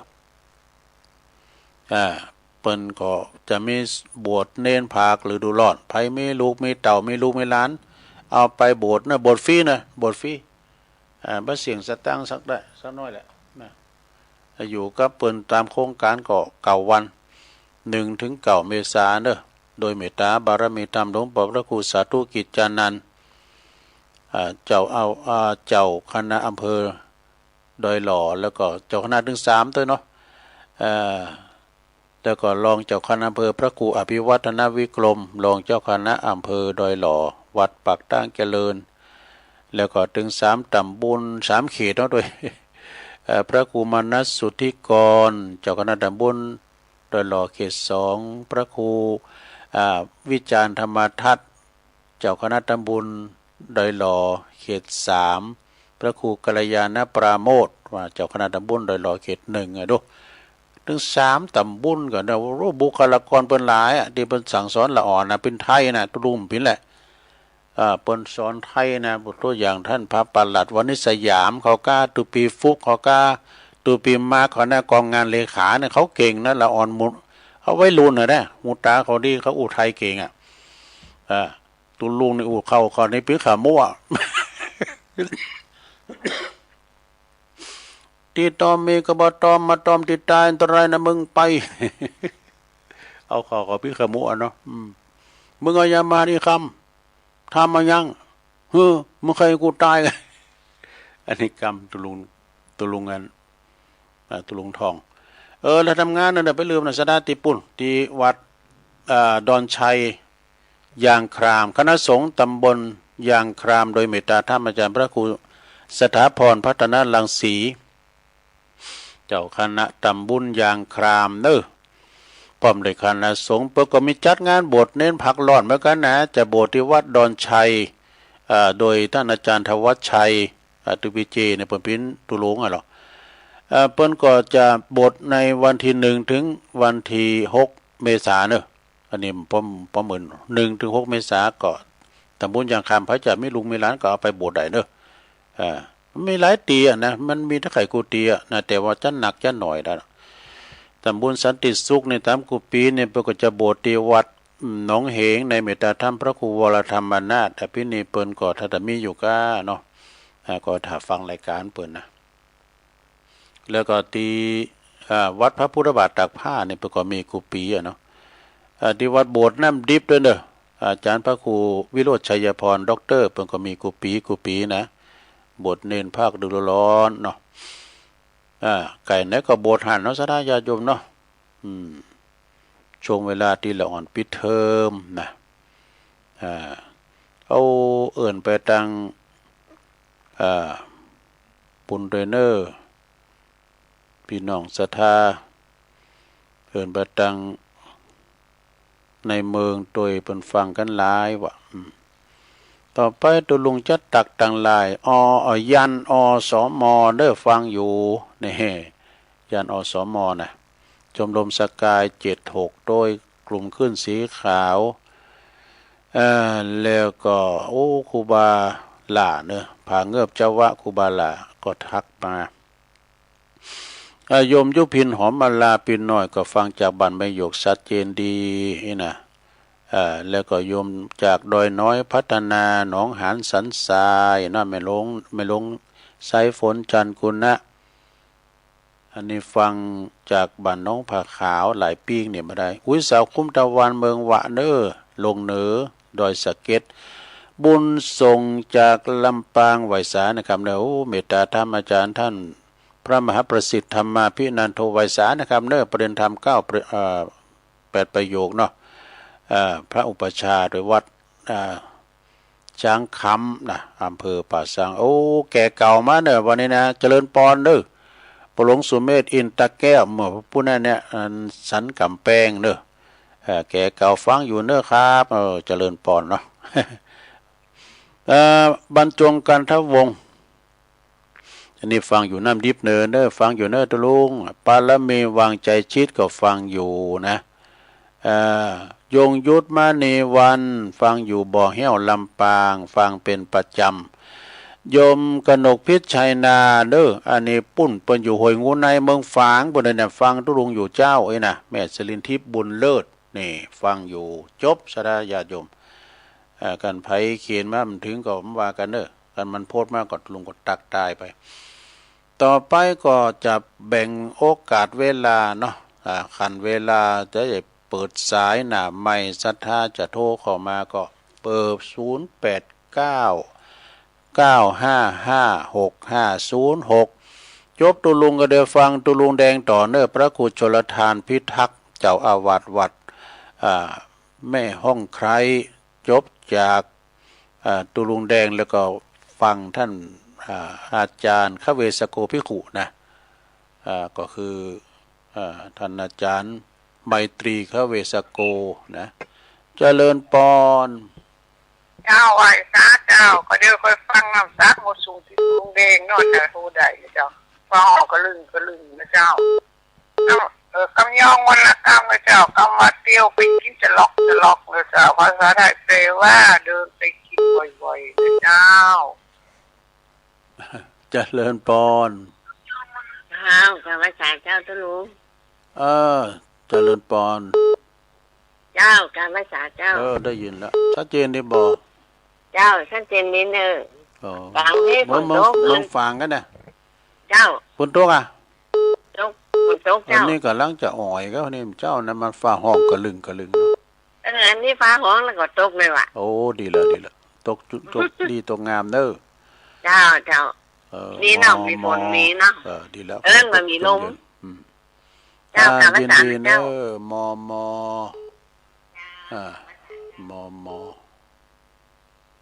เจริญ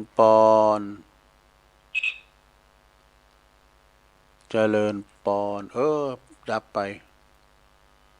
เดี๋ยวกันเด้อดับไป0899555656เจริญปอนภาษาเจ้าทองคำห้วยปะทองฟังเถอะเจ้าอันนี้ปลาไผ่บ่อทองกะ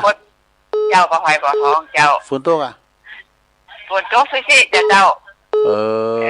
ดีแล้วหายไปแล้วหายสิเจ้าตอนนี้ก็มีแล้วดูมันอ่อยมะกำนะจ้าหลวงพ่อมันนี่ก็ดักวิทย์ไปได้หลวงพ่อมันนี่จะฟังอยู่จ้าเจริญปอนเจ้าไหวสาเจ้าตุลุงตั้งใดจ้าตั้ง12ปันนาเจ้า12ปันนาเนาะเจ้าชัดเจนดีนะเจ้าแต่แฟนกับป้าสีดาย่ะป้าสีดาเนาะมากันหนักกันหลายแม่จิรพันธ์เขาก็มา12ปันนาพี่เจ้าไป12ปันนาเหมือนกันนะเจ้าฟังชัดเจนวันนี้จะไปคุณหมิงแล้วฟังทางออนไลน์เนาะเจ้าไหวสาเจ้าชัดเจนดีเจ้าเดินทางปลอดภัยเด้อสาเจ้าไหวสาเจ้าติดเอามาใหม่0899555656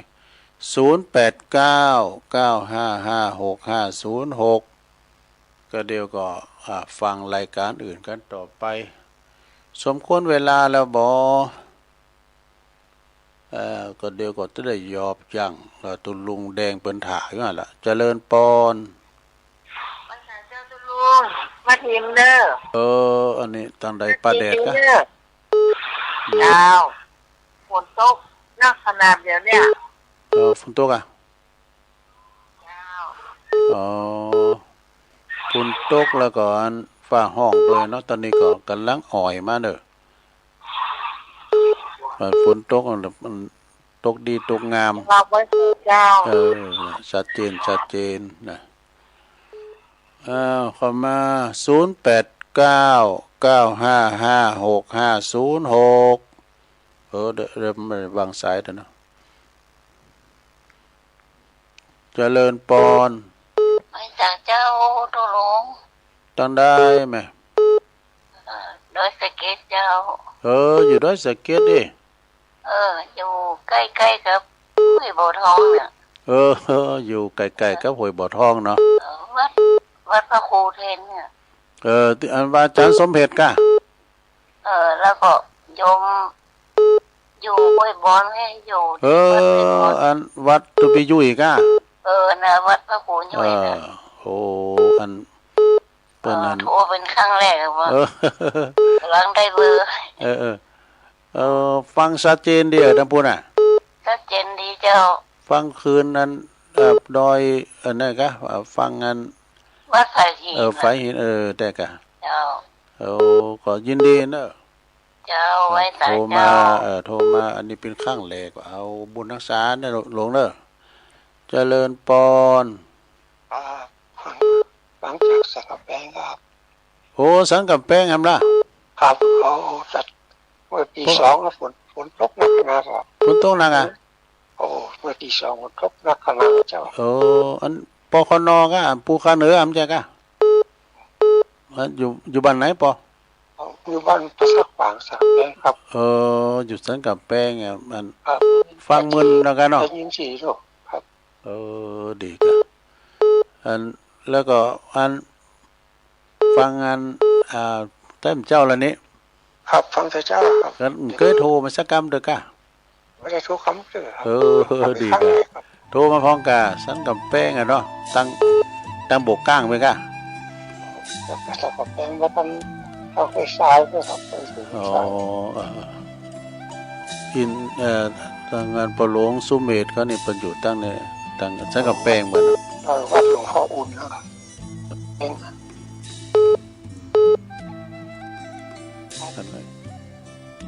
มีสุกเนอร์